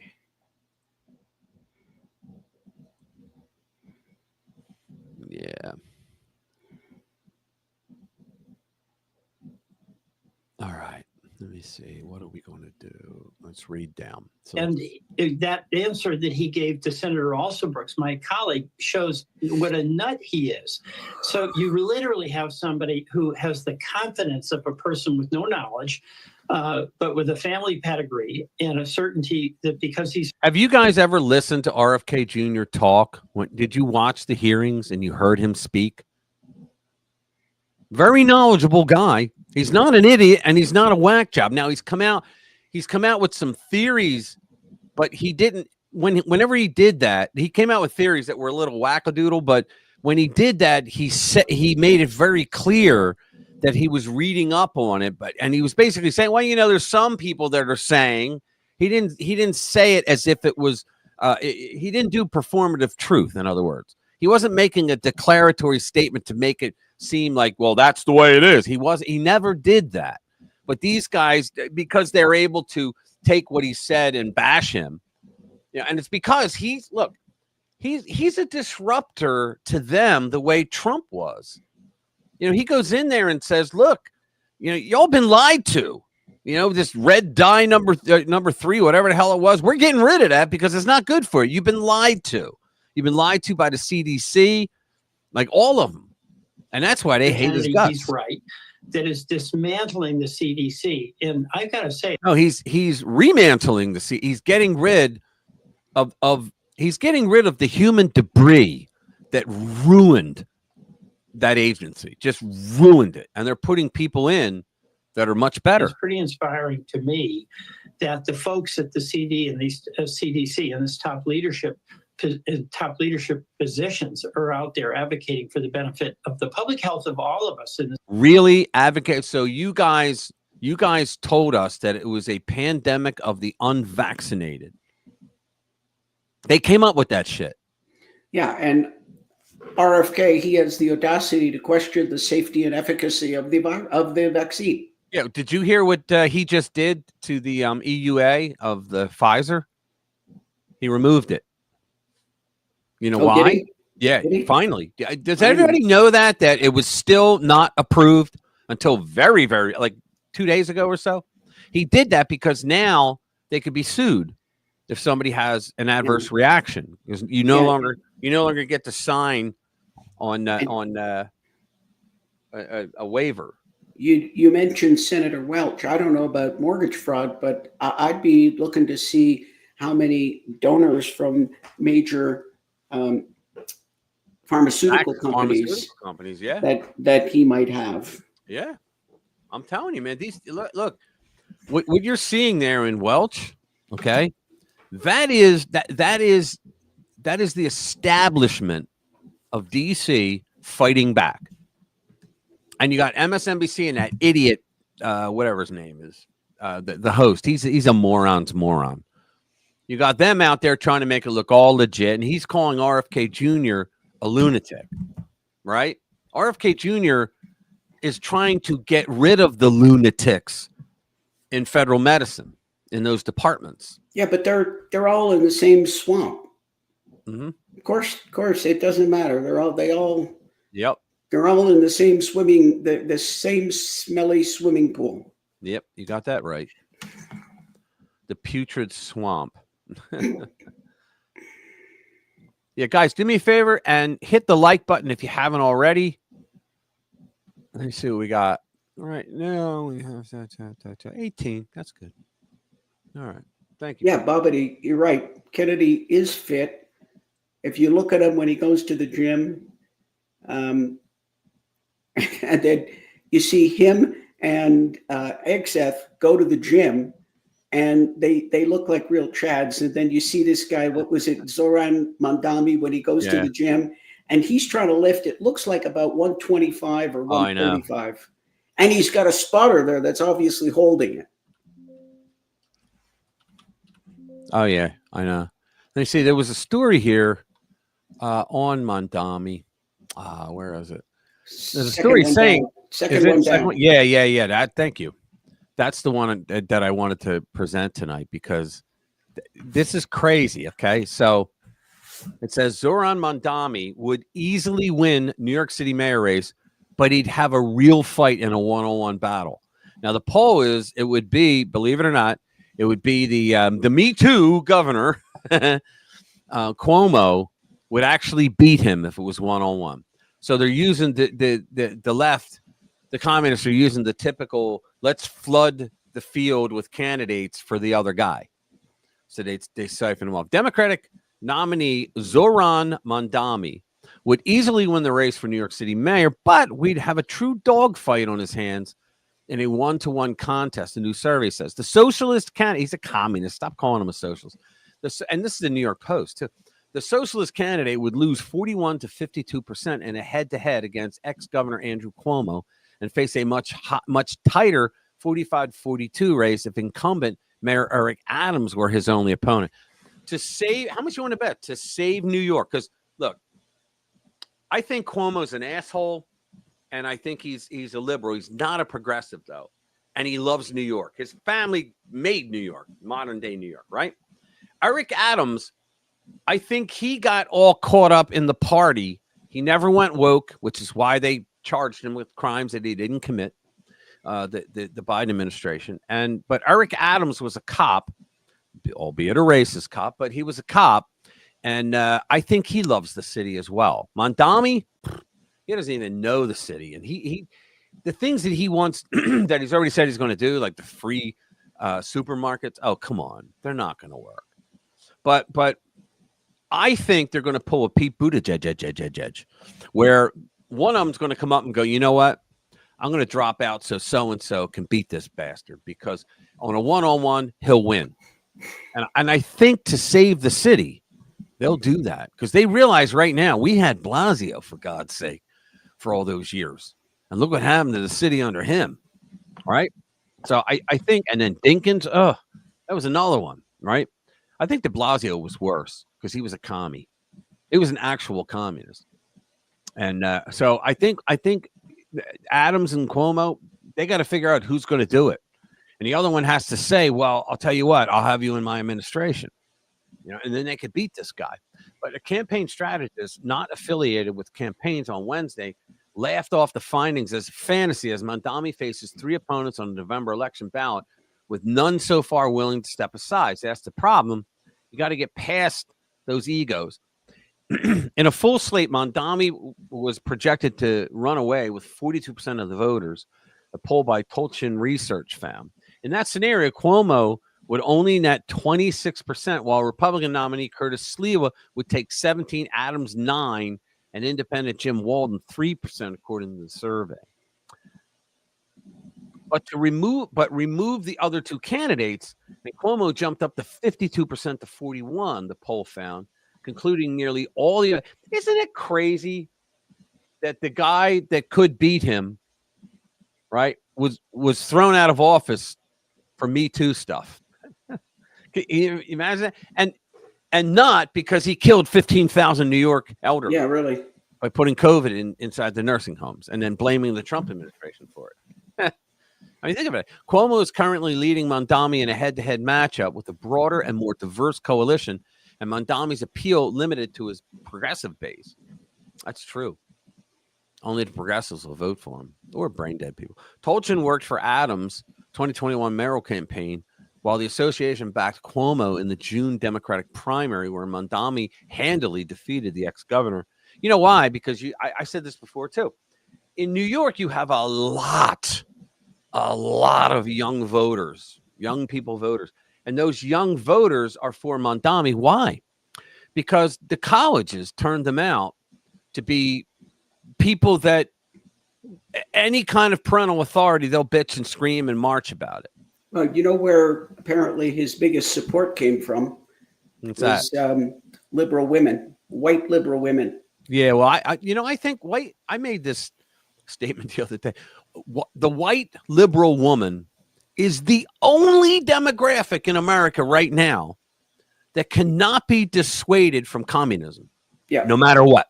They keep voting for Democrats. Yeah, communist Democrats, no matter what. And let me say this.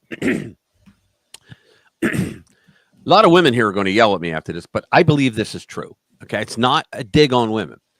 we raise our young boys to say, you know what, you go out there, you explore the world, but be home by dinner. But you go out there, do what you want to. Our little girls, we tell them, you know what, you don't go too far from home. Make sure I have my eye on you. And then when they get older and they start to move out or go to college again, you always have a home here, honey. To the son, you go, son, just get your shit out. We want to turn your room into an office, right? So it was always, the boy was supposed to go out and conquer, make it on his own. The girl, she could do that too if she wanted to, but she always had a little room in the house, if she failed. So that was teaching sort of a socialist, right? Ideology, don't worry about it. There's always a way to fall back on other people's money, right? If you fail, right? So what happened was those women that grew up being taught that, if they went into liberal colleges and they drank the Kool-Aid, it just made them far worse. And so they go into school. I mean, I know girls that went to college and they came out. I dated one of them who came out and thought that it was crazy that the world didn't act the way they were taught they would in college. And I'm not talking in classrooms, right? In other words, that women should automatically get the job over a man. Right? Whether he was more qualified or not, or whether she wasn't qualified at all. It was that kind of crazy shit that they were taught in schools, that whole woke and uber radical leftism. And when they got out in the real world, they got a real wake up call. The world doesn't work the way it did on campus, honey. And so the white liberal woman today is a crazy radical woke leftist. It's just nuts. So I'm done with this one. I don't like talking about any of them. I just wanted to get the point out. So let's go with Muriel Bowser right now. Hold on. What do you hear what she has to say? At first, remember, guys, she trashed Trump. No, I don't think he will, unfortunately. I like Curtis Sliwa. Do you know who he is, Jade? Him, I don't know. You remember the Guardians? The Guardian Angels in New York City? Yeah. He was the guy that created it and trained them. Okay.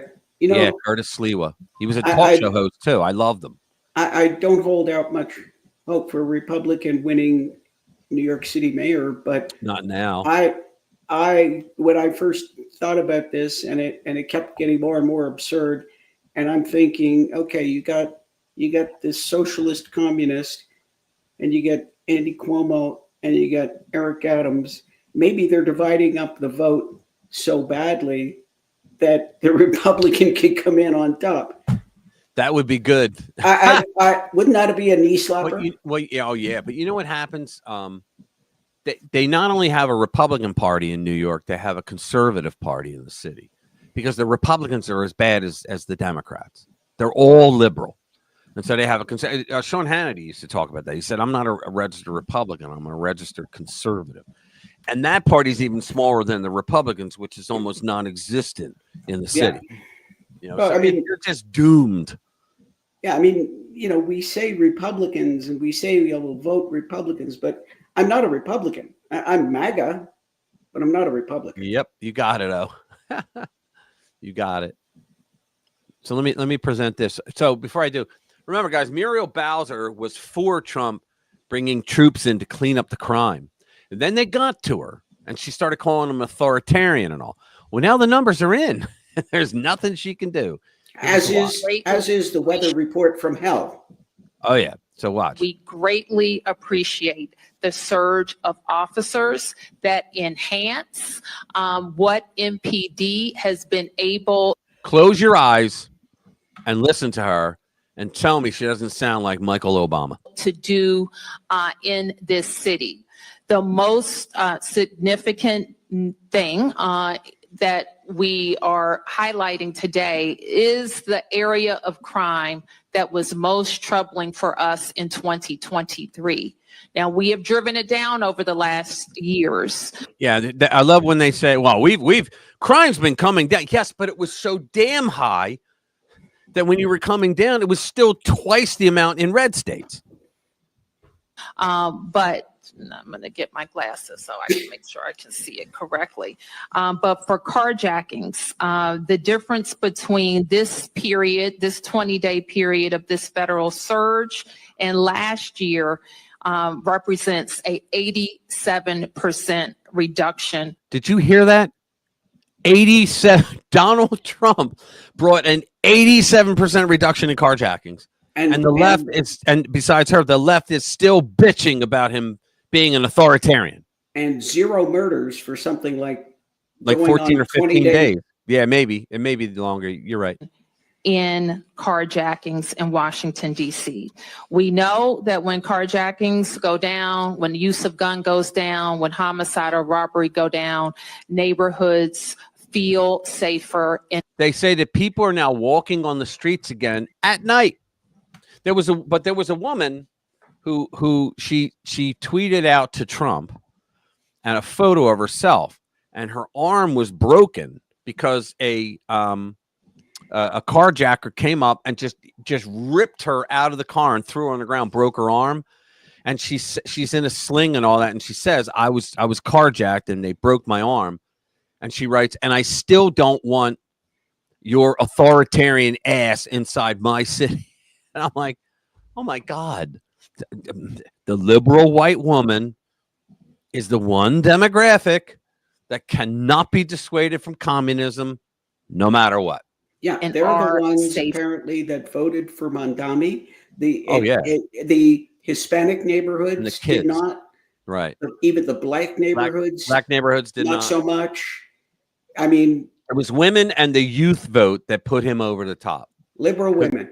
And but it was mostly the youth vote, because that's the largest demographic there now, because you have all these kids that went to these liberal colleges and they were taught that communism is the way. Free shit, in other words.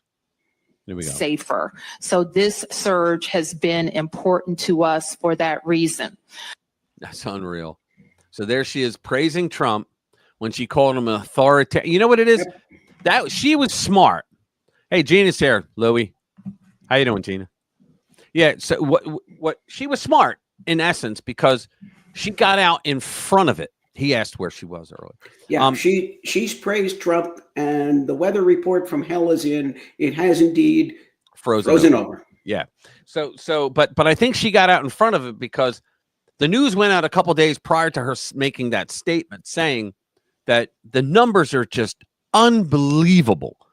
That the crime that went down in such a fast way in D.C. And so she had to get out in front of it, because she saw what happens when Trump corners you into a situation like an issue and you take the 20. She went with the 80.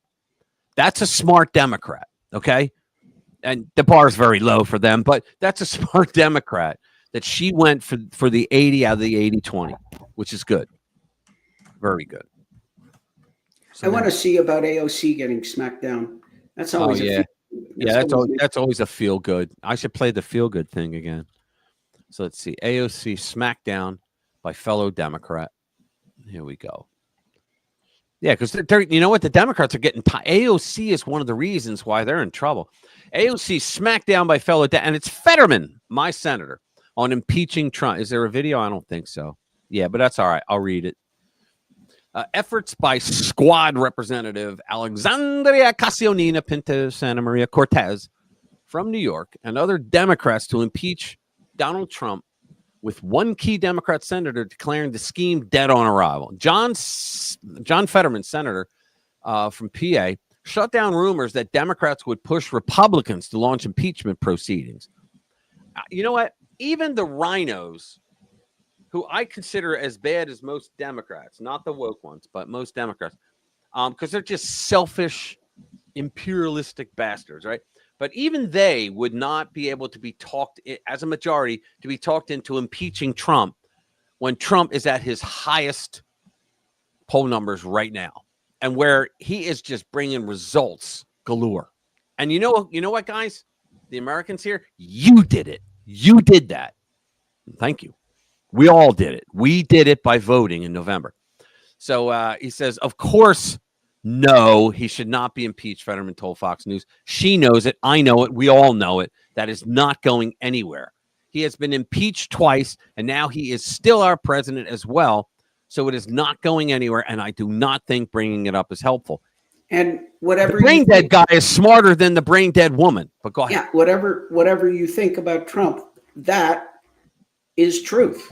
It's true. That is true. What he just said, like in other words, Fetterman's acknowledging, look, Trump is very powerful right now, but he's doing good things for the country, even though he's killing our party. And stop saying we're going to impeach him, because it makes them look so petty. Like, what are you going to impeach him on? Because he sent military into D.C.? What he said right here, I do not think bringing it up is helpful. Exactly. And, whatever you think, that's a fact. And here's the other thing he said that made sense. Fetterman also warned that throwing the word impeachment around so casually only cheapens its meaning. Quote, I think if you throw that term around, that actually diminishes the severity of what impeachment is really reserved for. And he is so right. You know what? If they put up, I'm going to say this now, and y'all are going to go, what? If he keeps this up and he votes the right way, I'm considering voting for him. Because that Toomey guy that we had, what a piece of crap he was. He was a rhino to the core. Of course, he was going to sign a letter for my son to get into the West Point, but that's besides the point. But think about that. If you have Fetterman versus a Toomey type, and I know, you got to have the votes, and we got the votes already, though. But I wish he would. He's better than most rhinos right now. I'm sorry. Yeah, he's better than most rhinos, but he's better than every Democrat senator so far. Fetterman. This guy really turned things around for himself. Now, I'm going to say, if we have a semi-decent guy going up against him, of course I'm going to campaign for the Republican. But if there's a piece of crap and Fetterman's voting the right way, because I'm going to tell you right now, I think that the rhinos are planning something against Trump. I do. Not an impeachment. But I think they are planning something, because rhinos are known for, you need my vote, Republicans. So guess what? You're going to give me this, that, and the other thing. That's what they're going to do. So Ocasio-Cortez has enough problems on her own plate. Ocasio-Cortez broke did you hear about this? She broke House ethics rules by accepting more than $3,700 in gifts for her appearance at the 2021 Met Gala, where she wore Tax the Rich on her back. Yep. Including the now infamous, Tax the Rich dress, but paid less than $1,000 for the items. The House Ethics Committee found that, and you know what? They're all saying, oh, this is just weaponization. No, you broke the law. Because it's weaponization because they didn't look the other way, because there's this little D next to their name. Fuck that. The House Ethics Committee found that the New York Democrat failed to follow House rules on gifts and improperly gave her boyfriend, Riley Roberts, a free ticket to the exclusive $35,000 per head event. New York Post, but he's my boyfriend. Rules are rules, even for you. No one is above the law. That's what we got to keep yelling at them, like teasing. Oh, yeah, no one's above the law. Bye, as they get hauled off. But the panel stopped short of issuing any formal sanctions. Of course, she's got a D. According to the committee, the fair market value of the rented Brother Veli's dress, shoes, jewelry, handbag, and hairpiece are $3,724.04. Ocasio-Cortez's campaign delayed payments for months and eventually paid just $990.76, most of it from her own pocket, of course. Wasn't there rumors, Jade, that I think $2 million from her first campaign went missing, and the boyfriend suddenly got rich? I remember something about some money going missing, but I don't the money went much missing. more about it. Yeah. Her staff, because we want to hear from the staff, right? Her staff also disputed some of the invoices and tried to reduce costs by comparing the couture. How do you pronounce that word? Couture. Gown to cheap rentals online. Representative Ocasio-Cortez's attempt to apply a retail rental cost to a handmade couture gown was unrealistic, the committee's report said. The report noted that most vendors weren't paid until after they made repeated, because she thought it was supposed to be free because she's Ocasio-Cortez. That led to subpoenas from the committee and a more than 3-year investigation. A 3-year investigation on this dingbat. What the panel said, it found no evidence. While the panel said it found no evidence that Cortez intentionally underpaid for the goods. You know what that means? That they didn't have enough. Yeah, they didn't have enough evidence that they couldn't bring it up. You know, it did place blame. You know, if they were Democrats and the other way around, they would have thrown them out of Congress. It did place blame on her former staffers, including ex-campaign manager Rebecca Rodriguez. Yeah, always go after the Hispanics. Rodriguez was caught trying to negotiate down the cost of the dress from $1,300 to $300 and left a $477 hairstyle bill unpaid for nearly 6 months. Yeah, it's because they're Democrats. They think that they're supposed to get away with everything because of that little D next to their name. It's crazy. Let me see. Special K, what's up, brother? I didn't know you were there. Sorry. How you doing? Thanks for being here. Democrat senator who suffered from a stroke is the smartest Democrat in Congress. Absolutely true. Lou. That's what I was trying to say, but you said it more eloquently. So this has got to be good. Newsom deploys new crime-fighting teams. Yeah, this is great. This has got to be good. Yeah. Let's hit that one. Hang on. Bring it up. All right. So from News Nation, by the way. So Newsom deploys new crime-fighting teams across California amid Trump crackdown. Yeah, so in other words, he didn't do his job. None of the people in his cities did their job. So now he's going to do it. And you know what? That's akin to, I think it was like a month ago, he was out there giving a speech saying, you know, we're sick and tired of seeing homeless people on all the streets. I'm like, oh, geez. Dude, when you were the mayor of San Francisco, you practically invented the problem. And then it just got worse. Now you're the governor and you didn't give a shit. Oh, but now it's an election season and Trump's the president. Not sure how to find News Nation. I don't care. Where is it? Oh, it's just a video. Okay, cool. We can do that. Let's take that off. What is the first thing someone does when they are a victim of a crime or think they might be the victim of a crime? They call the police. Turn it up. Evidently now, Yeah, Democrats are going back to it's that. all the way up. In Minneapolis, just after the school shooting happened, the Democratic governor called in more cops, and the ultra-progressive mayor thanked the governor for sending in more police. Here it is. Thank you, Governor Tim Walz, for sending additional law enforcement resources to patrol and protect our schools, places of worship, and neighborhoods. Jacob Frey is the one that recently started trashing thoughts and prayers. Yeah. Because the kids were, did you hear that? Thoughts and prayers, thoughts and prayers. It's like, oh my God, the guy has no idea. He just insulted a majority of Americans, number one. And number two, see, the libs, because they're commies and they're atheists, they don't believe in the little man in the clouds in the sky. They think that when people say our thoughts and prayers are with you, that they're just making up a bullshit excuse that they don't have to say anything or do anything. That's not true at all. That's not what Christians believe. That's not why they say thoughts and prayers, but I digress. Come on, let's go. From those who wanted to defund the police. In California, after blasting Trump for sending in the National Guard to help free up police to fight crime, Governor Gavin Newsom turned around and sent in more cops to fight crime. We're going to be expanding this operation, building on the success that is now included over 9,000 arrests statewide. So his comments admit what Democrats have been denying now for weeks. Democrats realize there is a crime problem in their cities. They just don't want Trump to be able to take credit for it. This is News Mike Nation, Ellis, by the former way, senior saying advisor that. to Kamala Harris, native of Chicago, America's murder capital for the past 13 years. Yeah. I'm sorry, you must be talking about Baton Rouge. I'm going by numbers, not by rate. Well, crime rate, I think, matters quite a bit when you talk about the number of people. This guy's arguing with the host. Is there a tacit understanding? Come on, it's just you and I talking. Is there a tacit understanding by Democrats that the whole crime's down, there's nothing to see, stop worrying about crime that we heard about for the past 3 weeks was a political mistake? Well, I don't think you've heard any serious elected officials say that crime isn't an issue in this country. And if you want to place the clips and find that for me, I'm happy to respond in kind to them.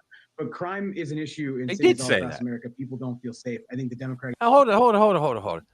They did say that. They came out saying in the House and the Senate, they came out saying that crime is coming down. And then people said, yeah, like I said earlier, yes, but your crime in these cities was so high that now that you have it coming down, it's still high compared to other cities. So they did say that crime's not a problem, that it's being handled. He's been working on this.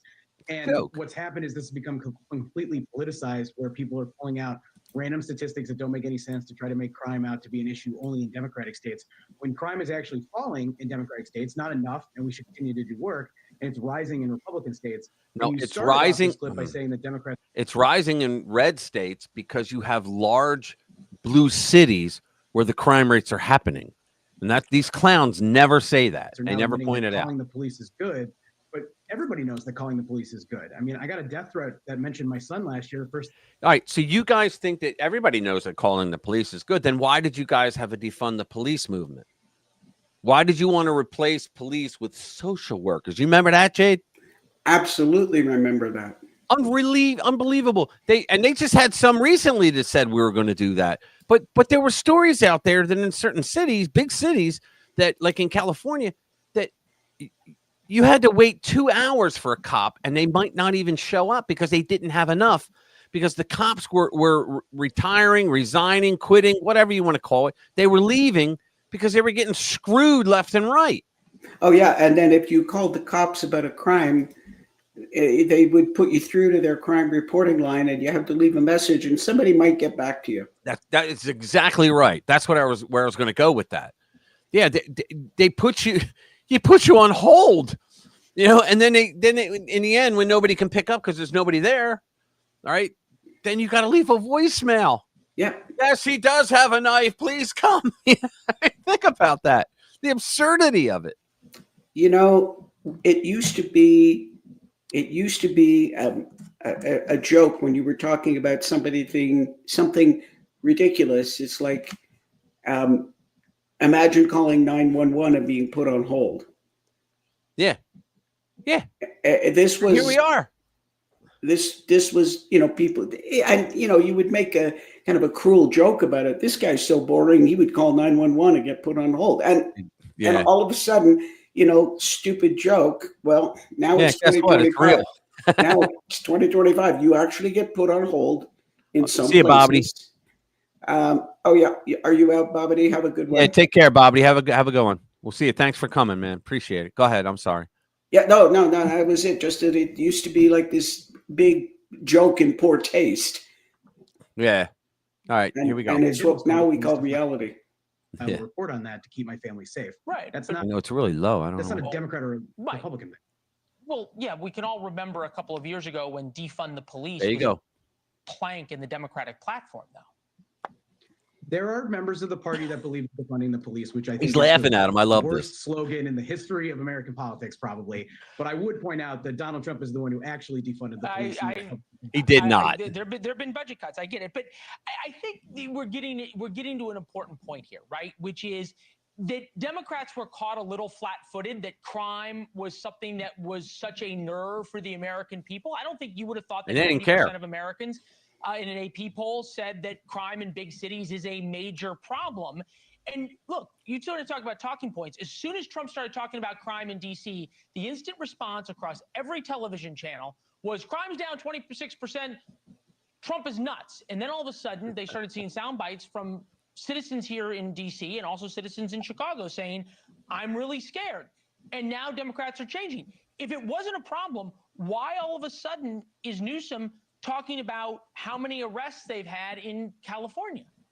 I think that's reductive because crime is a problem and Democrats have been doing that work. But Donald Trump decided to politicize this to distract from the things that he doesn't want to talk about. He doesn't want to talk about the Epstein list. Watch. He doesn't want to talk about getting walked over by Putin. Doesn't want to talk about the Epstein files. So he's what did I tell you? Do I know these assholes or do I know these assholes? I know these assholes. So what you're saying is Donald Trump is good at playing Democrats and distracting them and getting them to fight on an 80-20 issue. There you go. I think he's good at playing the narrative game because he doesn't want to talk about inflation, but no, he's actually good at fixing the problems that you guys created. No serious Democrat would tell you that crime isn't an issue. And they have been. Democrats need to do a better job at it, as do Republicans. The challenge here is that Donald Trump's solution to it is to militarize American cities and restrict people's freedoms. And no, he wasn't militarizing. He was temporarily sending in troops to clear out the criminals so that people stop dying. And Democrats' solution is to lower crime stats by declaring some things not to be crime anymore. Exactly. They did that in Philadelphia. It was Ed Rendell. There's a reason they call him Fast Eddie Rendell. He was first the district attorney in Philadelphia. Then he became the mayor, and then he became the DNC chairman. Then he became the governor. Okay, and he was Fast Eddie the entire time. When he was in Philly, he was trying to bring. It was during the Dole cycle, and he was trying to bring the Republican National Committee for their. He was trying to bring them to Philadelphia to do their convention. Okay, and he knew that with the crime rate that was going on in Philly, they would never accept it. So he lowered the crime rate by stopping crime. No, by ordering the district commanders to tell their troops to not create reports for certain types of crimes. In the old days, under Rizzo, each district commander, or a captain, if you will, of a district, he would have the authority, he would have the discretion to book someone or not. All right. What they did is they took that away. I think it was Wilson Good that did it, I believe. They took that away, and now everybody has to go down to the Roundhouse, which is it's one building, and everybody arrested anywhere in Philadelphia has to go down there. Why? Because they wanted to control it. And so they wanted to be able to say, well, the report probably got lost in the paperwork. Don't worry, we'll get it to you. And they never did. So Rendell lowered crime by not reporting it anymore. And the way he got caught was too many people were like, well, I asked the officer, how can I get a report? And normally they tell you who to call at the Roundhouse, and you got to pay like $5 for it to get it mailed to you and whatnot. But they don't even do that. And I'm sorry, there's no report. Like, what do you mean? Why is there no report? And so the Republicans fell for it because they didn't realize that he was lying. In fact, Ed Rendell was the first mayor in U.S. history that the FBI sent back the uniform crime report stats that he sent, and they said, do it over. We know you lied. They did. And yet Pennsylvania Democrats elected him as governor. They gave him a promotion after doing that. Yeah. And in Washington, D.C., one of their police commanders just got suspended for going back in and amending the crime stats. Yeah. And well, the Democrats rig everything. And they also interviewed a bunch of the cops on the street, and they said, oh yeah, all the sergeants and captains that told them, no, don't report that. Or if it was assault with a deadly, you were supposed to report it as a simple assault. And then you've got Gavin Newsom, who decides anything under $1,000. Well, that's not a crime. Let me say this. I talked about this again too, but it fits so perfectly here. This asshole's talking about how Trump's not serious. But what about Barack Obama, where they had this, him and Eric Holder, they had this thing where it was stop the high school to prison pipeline. Okay, and so what they did the testing, they did it down in Florida. And they told counties down there that what we want you to do is stop reporting certain types of crimes that high school students are committing, because what happens is they're going to then go to prison. They're going to be taken out of high school and go to prison for these crimes. So, I mean, the normal thinking person will go, so what? We don't want them in school if they're committing violent crimes, right? So that Marjorie Stoneman Douglas thing that David Hogg became famous over, that shooting. Well, that kid, I think it was like 23 times police were called to the house because of something he was doing with a firearm. Like he was either brandishing it or he was shooting at targets in his backyard, which you're not allowed to do in the city limits. And they never took his guns away. Technically, before Obama did this, because what he did is he told the counties, he said, look, you lower the rates by doing this, the crime rates, and we're going to give you extra money in federal grants, right? So they did it. They made a deal with the police and said, look, the extra money that the county gets, of course, you're going to reap in that. You're going to get extra equipment, hire more cops, whatever, right? And so that was, I think that was Broward County, and the next county down, not Dade, I forget what it was, but maybe it was Orange County, or I forget the name of it, but but the other county said they contacted them and said, how did you guys get this extra grant money? Oh, all you got to do is not report certain crimes. Why would we do that? For the extra grant money. Yay. Okay. So what happens is this kid that did the shooting, the school shooting, right? He should have had his guns confiscated from him 23 times. But because of Barack Hussein, Milhouse, Benito Obama, and Eric Holder, that chump, this kid was able to go out and shoot people. And yet they wanted to lower crime by faking the numbers. Oh my God. And yet this clown has the balls to talk about Trump. I don't care about him taking his guns or not. Why didn't they throw his ass in juvie? You know, it boggles the mind. Denies belief in a benevolent being. All that stuff. Yeah. It's just crazy what they did. That's not a sustainable or a free way to do it. We should be investing in community policing. We should be trying to build up our police departments, reforming and getting better. Again, you guys did the defund the police thing. So don't talk to us about building up. You guys, see, when you're a cop and your mayor, who's your boss in most cities, okay, when your mayor and or city council starts throwing your ass under the bus for doing your job, okay, the cops, they go, you know what? I'm not going to be a cop anymore. And you know what? DeSantis down in Florida was pretty smart. He sent messages out to the cops on the left coast and saying, look, we'll give you a $20,000 sign-on bonus. You come down here. You don't deal with any of the bullshit that you're dealing up there. We have real police down here. We back you up so long as you don't break the law. We back you up. Because a lot of times they go, oh, that cop was just too brutal. Really?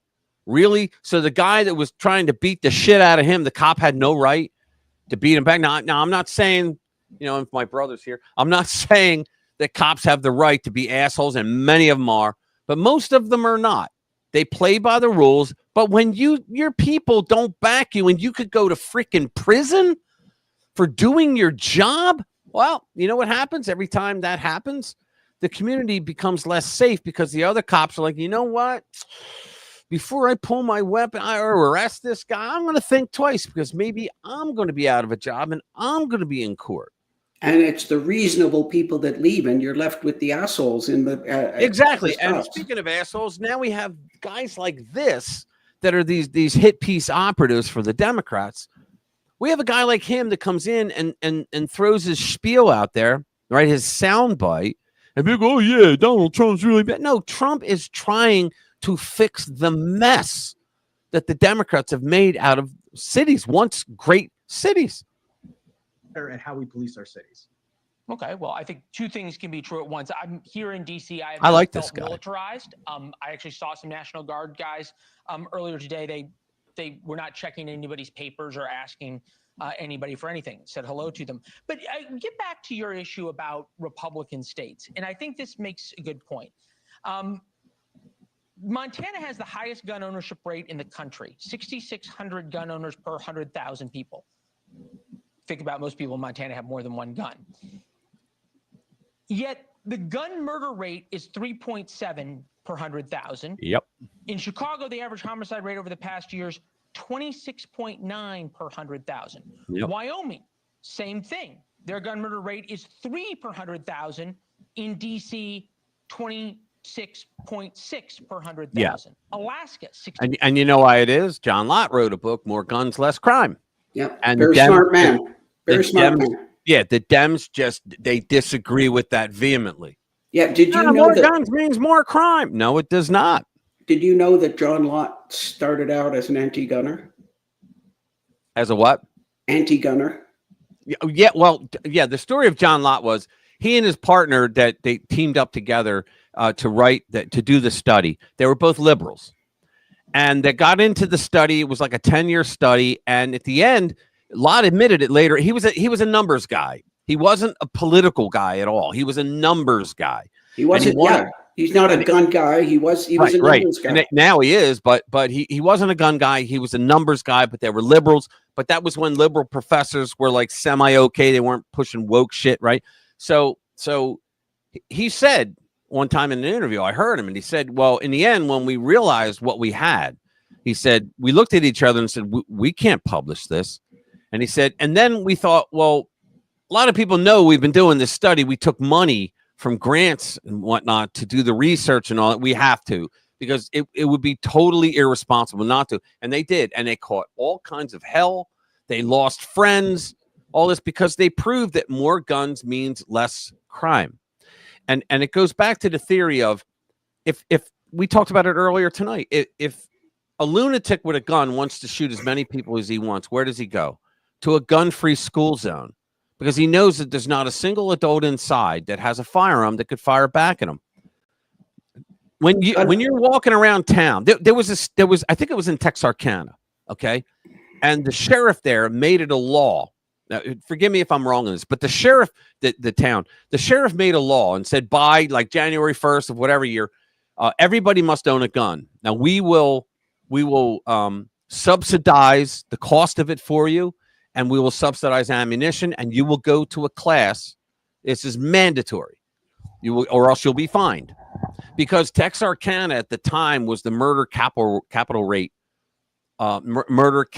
of the United States. Right, they had more murders per year there per thousand than anywhere else at the time. And when it happened and everybody complied, almost overnight, murder rate down 80%. 80%, just like Trump, 87% of carjackings down. He's only been there, what, a month, if that? Right? So I mean, when people know that the guy I want to carjack may have a gun and shoot me, guess what? But when you go to D.C., I mean, think about it. The Heller case was, you know about the Heller case, right? That Scalia wrote the brilliant opinion on it. Heller was a police officer. He was a Metro police officer in D.C., and he went to get his permit to carry when he was off duty, and they said no. And he said, why? And I said, well, because we think it's dangerous to own a gun. And he goes, wait a minute. The city pays me during the day with my AC-120 to carry my pistol. And they go, yeah. And they go, so you think that when I'm off duty, I'm going to be dangerous with a gun? They're like, yeah. That's the mentality of the libnuts, right? So he went to court, and it went all the way to Supreme Court, and he won. Yeah, and that was followed up by the Bruin decision. Yep, that one too. And then they just this court, Roberts Court, what was it, 2 years ago now? I think it was 2 years ago. Heller basically took away DC's handgun ban, and Bruin says you have a right to carry. Right. Yeah, but Heller, see, the thing I loved about Scalia's opinion was he not only wrote that, yes, well, he said things like, because they all, the libnuts, he listened to the libnuts over the years, and he just disqualified everything they said for years. The one was they said, well, it's mostly for militias. You know, for the military, you're not the military. And he pointed out by doing the research, he went back to Black's Law. He went back to times like that, the writings and whatnot. He even went into the delegates that were debating the Second Amendment. Seriously, right? This guy was the real deal. I miss him. But I even have a book of his. They wrote a book of all his decisions, his opinions, and I read it cover to cover. I hope they do it for Clarence Thomas. But anyway, he wrote that that according to his research and his understanding of it, that the founders, Madison, who wrote the Second Amendment, that they meant that the Second Amendment was more towards you, the individual gun owner, than anything else. Well, that's obvious. I mean, well, yeah, and see, a militia, they use the term militia. If you live in like a little, hamlet, and you had like 6 houses there, and there were 6 men that owned guns, guess what? That's a militia. Let me throw some stuff out. Sure. 1787 ratification of the Bill of Rights, including the Second Amendment. The Second Amendment includes this phrase, shall not be infringed. Yep. Okay. It also has the introductory phrase saying God, no, I just blew it out of my head. Well-regulated militia. Yep. Being required for the security of a free state. And people hang on that, and you got to say, wait a minute, what does well-regulated mean? It doesn't mean your frickin' laws. Right. So, right. And then you got the word militia. Well, see, it turns out that in 1791, the Militia Act was passed. Right. Now, part of that act said that every able-bodied man, I believe between the age of like 16 and 45, right, had to be able to present to the town leader for militia duty. And when they got there, they had to personally provide their own musket or rifle, right, and powder, and 100 balls or whatever it was. That's a lot of balls. No, I'm kidding. You got balls. So you've got the Militia Act that says, yes, you, the civilian, have to come over here to present for your militia duty with your weapons. And it wasn't until, and the year escapes me, but people always start referring to state militia. Yep. Which is very different. And they say, well, you got to be a member of the militia. No, the militia is what they said in 1791. And the other case that's very interesting is out of the 1930s. It's a case, Miller is in West Virginia. Okay. U.S. versus Miller. This is basically where the National Firearms Act was enacted in 1935. And this case was 3 or 4 years after that. Turns out a good old boy from the mountains was caught with a sawed-off shotgun. Okay? And he shows up in court and he gets acquitted. Okay. They appeal. I don't know how this went. I got to go review the case, but I believe he got off with it, but then they appealed. Now, he's a good old boy from Virginia. You think he's showing up? Right. Right. His lawyer gets promoted out of the position. So there was nobody there. But part of the decision that actually got him off was that, well, this sawed-off shotgun, part of the decision which they said, oh God, I can't, if I'm remembering correctly, the logic that they said, that when they said, no, we're going to overturn and he's going to be convicted in absentia, part of the decision was that the sawed-off shotgun was not a military militia weapon. Right. And that's the exact opposite of what people are saying today, because the judge said, well, if you can show me that this was used as a military militia weapon, then obviously he had a right to it. But they had nobody there testifying. The fact is, in World War I, they used these short-barreled shotguns extensively in the trenches. So nobody talked to the judge. They got this judgment against him. He ended up getting killed in a robbery or something, Miller did. He was not a great guy. But that's the thing. He was convicted because the shotgun was not a militia weapon, where if it was a militia weapon, obviously you'd have a right to it. Anyway, I'm blabbering on here, right? That's okay. You have the right to blabber. Little thing. You know what? Follow up for that one you just read, Schweitzer's drill down. That we should read that one. Yeah, I will in a sec. I keep because I used to have people that argued with me on forums and whatnot when I was a young strapping lad, and they would say, oh, the founders weren't into the Second Amendment. Oh, really? I have so many like so many quotes that a lot of them. I'll just read a few. Ready? From the Federalist Papers? No. These are just quotes. Well, it's from other things that they wrote, but these are just things that the founders were quoted as saying.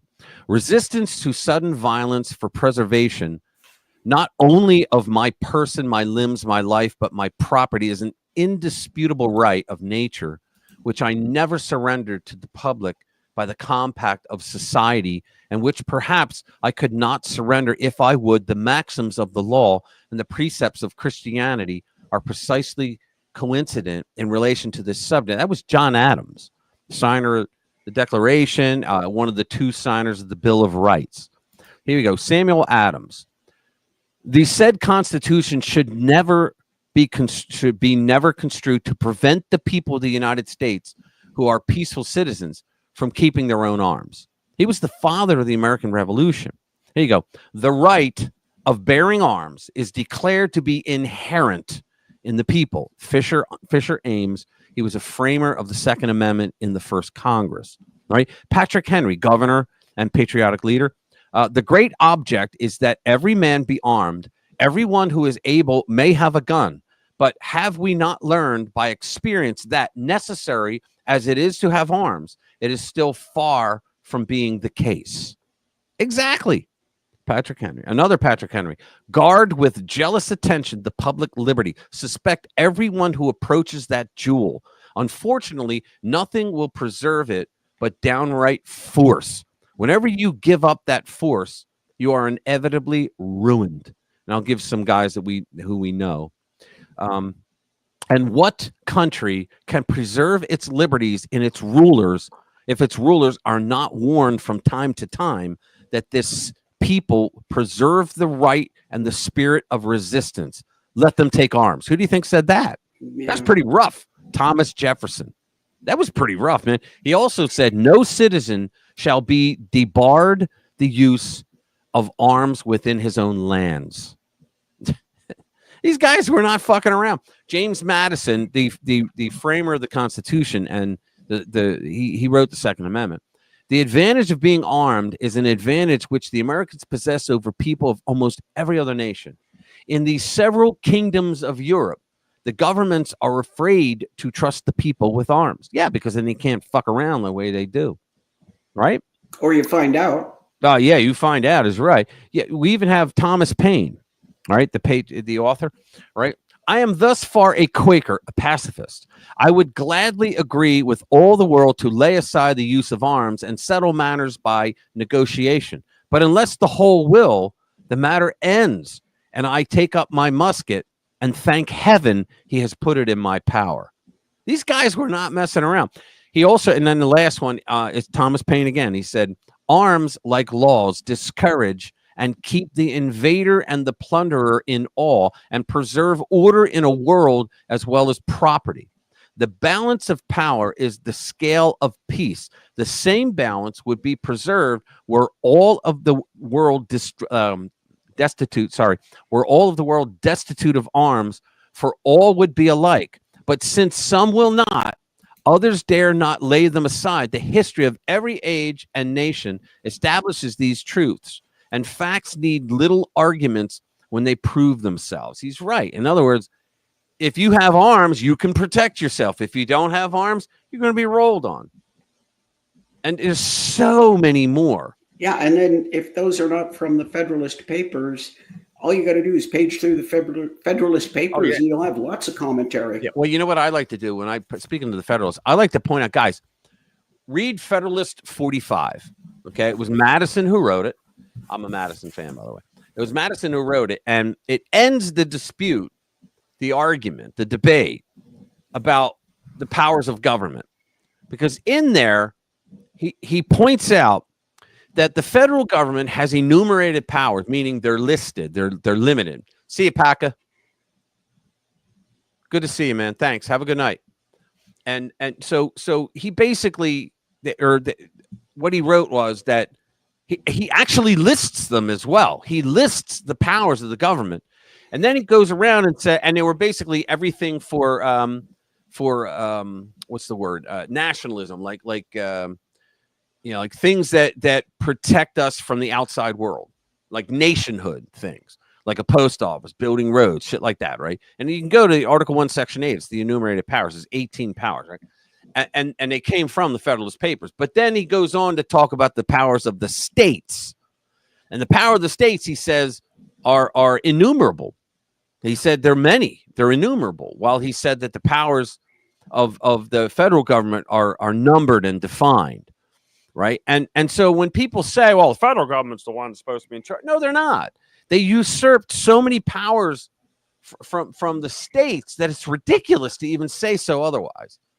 So in our country, we're living amongst a system that has for so long been bastardized from the way it was originally written, that most people don't even know that. They don't even know it. You got any more you want us to do? Yeah, I think that follow up from the last one you read, I think that Schweitzer's drill down. Okay. There it is. Crime. Yeah, here it is. Yeah, you're exactly right. Great call. Let me hit this. So Schweitzer, and it's the author, Schweitzer. Schweitzer's drill down. Crime isn't down in cities. Dems are encouraging people to tolerate it more. Wow. While Democrats, and did Peter write it? Oh, it's by Breitbart News. Okay. While Democrats are worrying about land acknowledgements at their policy convention in Minneapolis, President Donald Trump has taken on violent crime in Washington, D.C., deploying National Guard units to supplement the city's hard-pressed police force. See, that's the other reason, because Muriel Bowser did that defunding of the police too, I believe, or she just stopped hiring them, right? Hiring police to replace the ones that are retiring or leaving or getting killed. And Trump comes in and says, hold my beer. And all of a sudden you've got like crime is like almost null and void there. Right. So I mean, what are they arguing about? I don't get it. But anyway, he's putting points on the scoreboard. Violent crime in the district is down 26% from last year. Comparing the same 3-week period since Trump used his power as president to bring in the National Guard, crime is down by half, including homicides, 57%, burglary, 48%, and assault, 19%, according to CBS. CBS reported that. Yeah, I think carjackings are down like 87%. Well, she just said it. Yeah, Muriel Bowser just said 87% carjackings are down. Quote, Donald Trump has the constitutional authority to do this since D.C. is not a state. It's not. It's a district, says Peter Schweitzer on this week's episode of The Drill Down. The deeper issue, though, is why has crime been tolerated to the extent that it has in these cities? You know what? We're going to play the video instead. Do you mind? I would much rather play the video. We're not going to play the whole thing, obviously. But. Hi, it's Peter Schweitzer, and welcome to The Drill Down. Well, if you live in a city like, say, Washington, D.C. By the way, if you want to read really good books, read any of his books. Or Baltimore, Maryland, and you're concerned about violent crime, you should probably consider moving to Bogota, Colombia, or Islamabad, Pakistan, because they actually have lower murder rates. And the problem is the people that are governing your city don't seem that interested in actually trying to reduce violent crime where you live. So what's going on with the National Guard? Should they be deployed? Are there constitutional issues? We're going to unpack that today on The Drill Down. The co-host and the co-pilot of the show, of course, is Eric Eggers. Eric, how are you? Are you ready to move to Islamabad? I love that you were saying that you just wanted to say Islamabad. I did. But it is a true fact that Washington, D.C. has a higher crime rate, a higher violent crime rate. That's our capital. Than Bogota, Mexico City, Islamabad, even Lima, Peru. So it's almost like we're taking a tour of the world through the lens of Donald Trump and his desire to clean up America one violent city at a time. You could almost say Washington, D.C. is a third world city, at least when it comes to violent crime. Well, being kind of woke, I don't use the third world reference anymore. That's not language we considered acceptable. In fact, just like the DNC summer meeting, I feel like we should begin this program with a land acknowledgement. They did, in fact, have a land acknowledgement that it was pretty great. Stolen land. But that's exactly the issue, right? Like you have some people take violent crime very seriously. Like that Trump administration is doing that. And in fact, at the DNC summer meeting, where they did begin with a land acknowledgement, they said sort of the opposite, because obviously this idea that Trump's trying to deploy troops to Washington, D.C., and he's threatening to do so in Chicago and Baltimore and elsewhere. They're aware of that. And listen to what someone who works for the Vera Institute, which is a nonprofit that takes federal money, that they try to push the soft and kind of feel good solutions to solving crime. Listen to what she said at the DNC summer meeting. And I think it's important because it informs how at least a portion of a major political party thinks about this issue. Issues voters care about. Where does Trump go? Migrant crime, carjackings, the really lurid, awful stuff that is a crazy, crazy visual. Don't take the bait, because most Americans are more worried about how are we going to address mental health issues? No, they're not. The visible homelessness that we see on streets. And How do we deal with mental health and other issues that drive the sort of You lock random 'em up. incidents that scare all of us? That's what you should be talking about. That's where you should be focused. Don't What a take the moron. bait in talking about migrant crime or carjackings or the things that actually don't matter to that many Americans. Jesus What Christ. happened Are you over the kidding me? weekend? I got carjacked, but it wasn't a big deal. Are you I mean, it's kidding me? crazy. It's really crazy. So that's really the heart of the issue when it comes to the deployment of the National Guard. Of course, Donald Trump did that in Washington, D.C. He has the constitutional authority to do it. Washington, D.C. is not a state. It is controlled by the federal government. Yeah. There are certainly constitutional issues, and I think Trump has acknowledged that. He can't just do the same thing in other American states and Right. in other But he's American getting cities. their So National there are those Guard. constitutional questions, and He I am solved a that. constitutionalist and think we should abide by them. But there's a deeper issue here, which is why has crime been tolerated to the extent that it has Here in we these go. cities? Why It's are gonna be these good. leaders not willing to take steps to address it and deal with it? And what are the larger implications? And that's what we're going to talk about today. Yeah, the toleration is a really important point because it's interesting. So Donald Trump is today bragging about the fact that we've seen a significant decrease in crime since you, the Luke. federal troops were Appreciate it, deployed brother. in Washington, D.C. You know, they're saying there's been no murder for nearly 2 weeks for the first time in a long time. Robberies down 42%. Carjackings, those minor little skirmishes, down 85%. Property crimes down 10%. Violent crimes down 25%. So they're saying it's a big win for what has happened in Washington, D.C. But it is actually not the first time they have said that crime was down in Washington, D.C. In January of this year, Peter Schweitzer, January 5th, I believe. So Joe Biden, still president, his Department of Justice put out a press release saying violent crime in 2024 for D.C. down 35% to its lowest total in 30 years. So you're thinking, hey, man, stuff must be great in D.C. So what's the issue? Why would Donald Trump even need to do this? What is there to tolerate? But then you find out last month that a D.C. police commander was under investigation for making changes to crime statistics. And the police union accused the department of deliberately falsifying crime data. And the quote from a member of the police union saying, our members respond to the scene of a felony offense and they get pressure from a lieutenant or captain to write it up in a different way so it falls into a different classification. So to your point, like DC has police officers under investigation for falsifying crime data, which doesn't mean the crime is down. It just means that they're just encouraging people to tolerate it more and they don't want it to be known how bad it is. Yeah, I mean that's a fantastic point. And they're I mean, out it there almost saying, sounds we like just the heard Bureau them of say Labor there's no Statistics, problem which with gives us crime these wacky rising. job numbers, Sure. is also cooking the books here. But the larger issue as well is not just that. In other words, guys, everything a Democrat tells you is bullshit.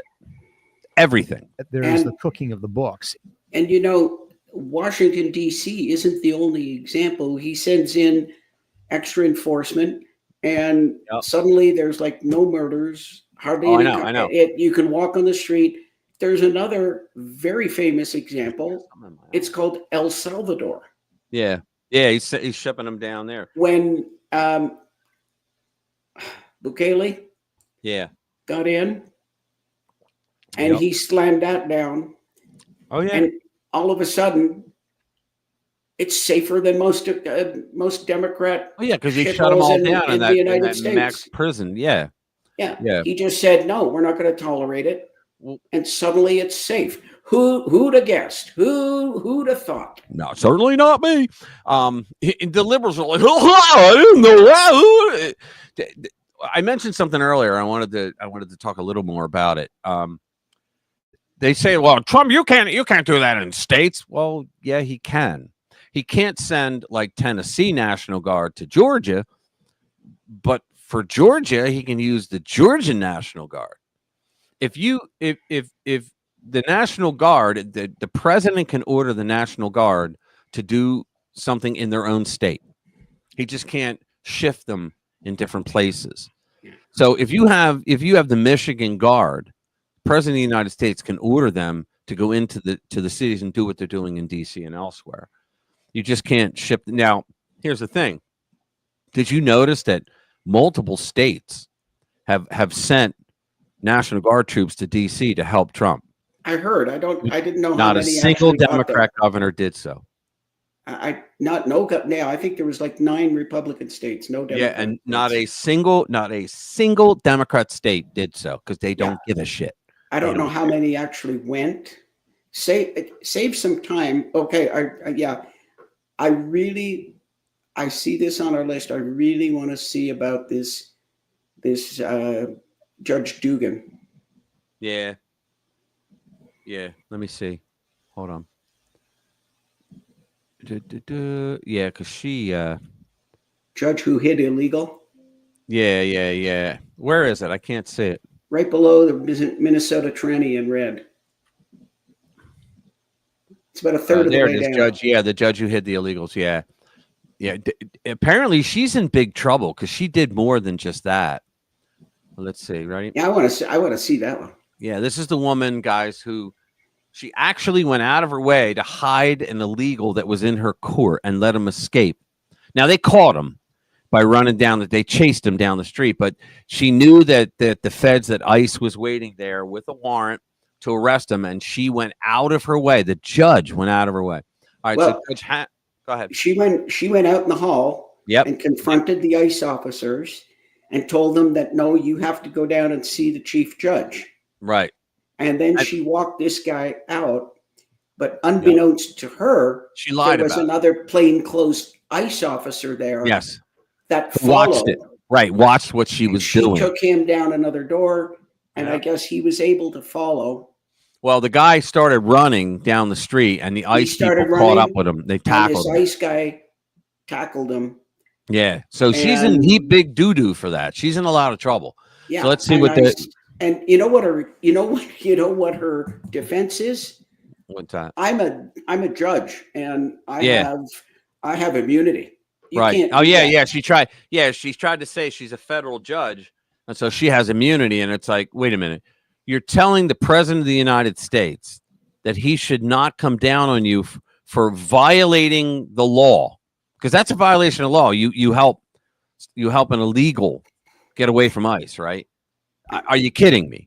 Yeah. That was her argument. She has judicial immunity for anything in her own courtroom. Falls under her duties. Right. In her courtroom and her district. That's it.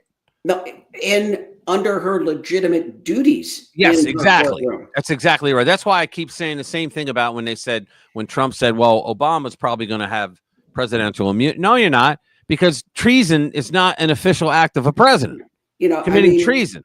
If you want to make the example, if she stood up and shot somebody in her courtroom, right, obviously she would not be right. You can't commit a crime like that. Yeah, you can't claim judicial immunity. Right. Well, the reason why they have immunity in the first place is so that they don't have to constantly look over their shoulder when they're doing their job. It's for their official decisions, so that they can govern the way they're supposed to within whatever office. So they don't have to worry about being sued because they made this decision. Exactly. Let me read this one. But go ahead. Anyway, go ahead, read it. Yeah. All right, let me read this one. And then we're going to get out of here.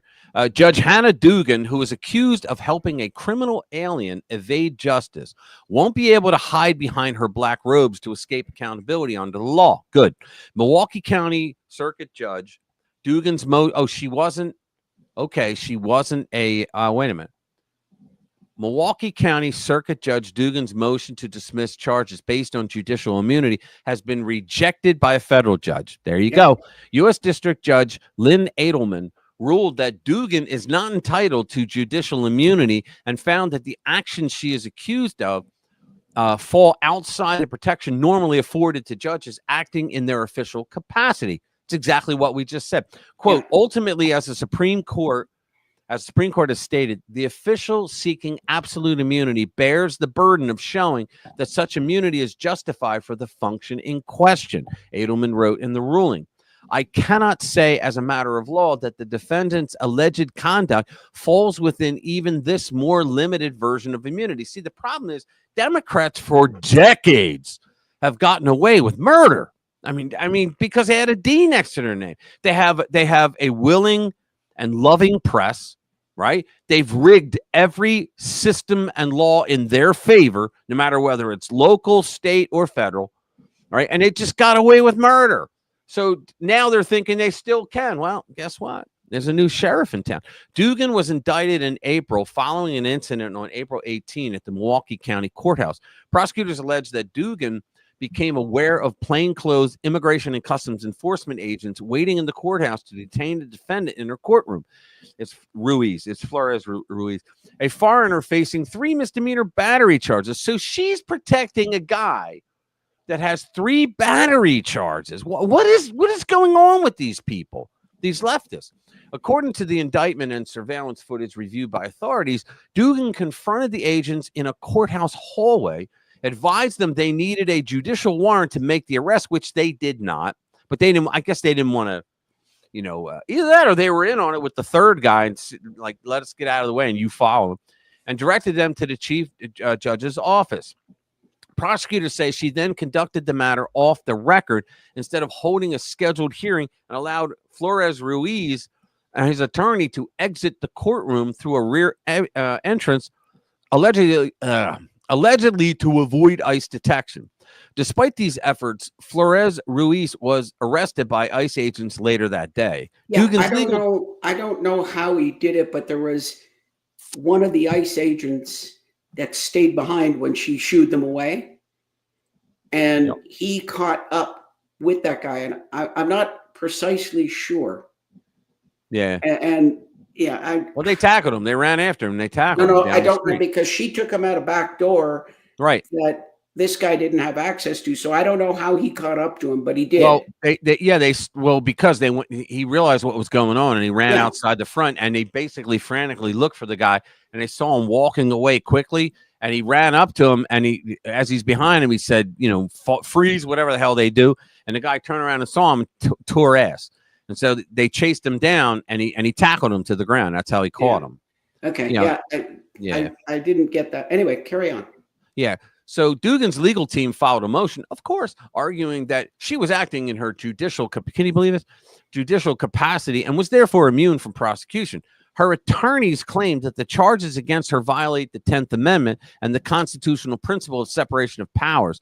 It was they were federal agents. And they were federal agents that she lied to, asserting that the federal government does not have the authority to criminally charge a state judge for courtroom decisions made while discharging judicial duties. Well, but she wasn't charged. She wasn't discharging judicial duties. I was just going to say that statement may be true, but there was nothing there that had to do with discharging judicial duties. Right. Matter of fact, she wasn't. I don't think she was. No, she wasn't even in the hearing. Wasn't even on. When this she postponed the hearing. Right. She postponed the hearing. So there's no immunity. She put the victim's family, the victim and the family is there. She postpones the hearing, tells the guy next time you can show up by Zoom, and walks him out the back door. Yep. I'm too violent. That's funny. Let's see. The defense further argued that judicial immunity extends to all judicial acts short of criminal. It is criminal behavior to deflect a alien, right? A criminal alien with a warrant knowingly from the agents who have the warrant. That's a crime.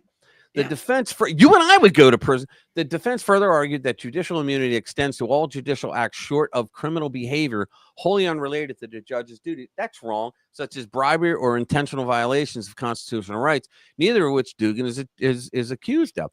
Edelman rejected those arguments, writing, "There is no basis for granting immunity simply because some of the allegations in the indictment describe conduct that could be considered part of a judge's job." He concluded that the specific actions alleged, interfering with a federal arrest, misleading agents about legal requirements, and facilitating a physical escape, go beyond the normal scope of protected judicial activity. Exactly. The ruling does not determine Dugan's guilt or innocence, but allows the case to proceed. A hearing on the matter is scheduled for September 3 in federal court. Both federal prosecutors and Dugan's defense attorneys have stated that they would like to begin trial proceedings before the end of the year. No trial date has been set yet. Now, can you imagine if this happened during the Biden administration? Nothing would have happened. No. And you would have had judges all over the country allowing illegals to go free. That's when ICE would have to double up their teams and have the other exits covered. The case, yeah, but he would have told ICE to stand down. Right. Well, he would have. Yeah, you're right. He's done it. The case has drawn national attention due to its unusual nature. While tensions between local and federal authorities over immigration enforcement have become more common in recent years, it is rare for a sitting judge to face criminal charges for obstructing federal agents in the line of duty. Right.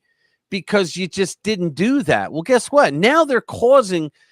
This guy had battery charges, 3 of them. 3 of them. Battery charges against him. So in other words, she was facilitating a batterer to go back out on the streets. Are you kidding me? The outcome of this case could have broader implications for how courts interpret the boundaries of judicial immunity in relation to federal law enforcement. Yeah, the rest is about the scumbag. You're crazy. Well, Rich.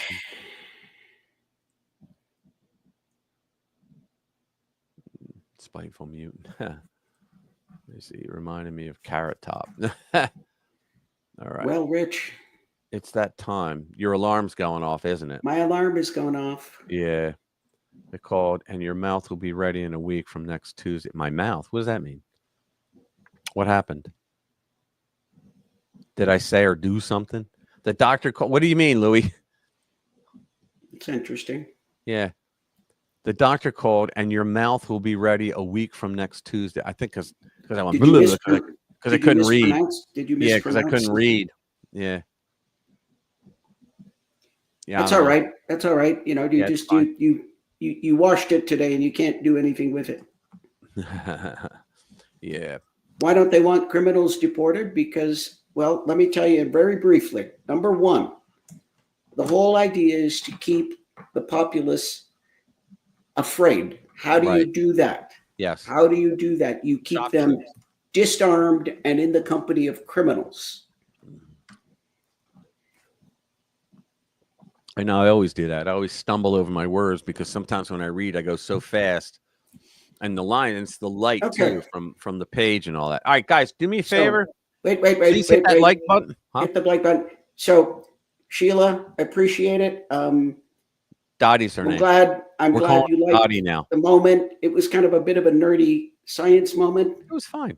I'll try and come up with something next week. And somebody asked me, where's the drum set? The drum set is downstairs. Yeah, she's upstairs in her office. And I'm upstairs in the office. Oh, I know, Lou. I know. I gave you a thumbs up on it. I thought it was funny. Thanks, brother. Yeah, I think we got the joke. Yeah. All right, man. All right, guys. Thank you very much for being here. Remember, 2 weeks from now, we're going to have Courage is the Cure Robin Jackson Stegner. She's going to be our special guest. I'm going to start promoting it this week. Do me a favor. Bring some friends next week. We say that Hey, what's up, Chris? Good to see you, man. Bring a friend. Gina. Bring a friend. See you, Billy. Everybody, thank you. Love to all, man. Special K, Bass, Linda. Everybody have a good weekend. Yeah, have a great weekend. We have a holiday coming up on Monday. Have a great holiday for Labor Day. Let's see, bonus side. Okay, there you go. Yeah. All right, guys. We are out of here. Thank you very much again. Love you all. Nah, it's okay, Billy. Just be here next week on time. With a friend. Love you. With a friend. Please. Thank you. Good night.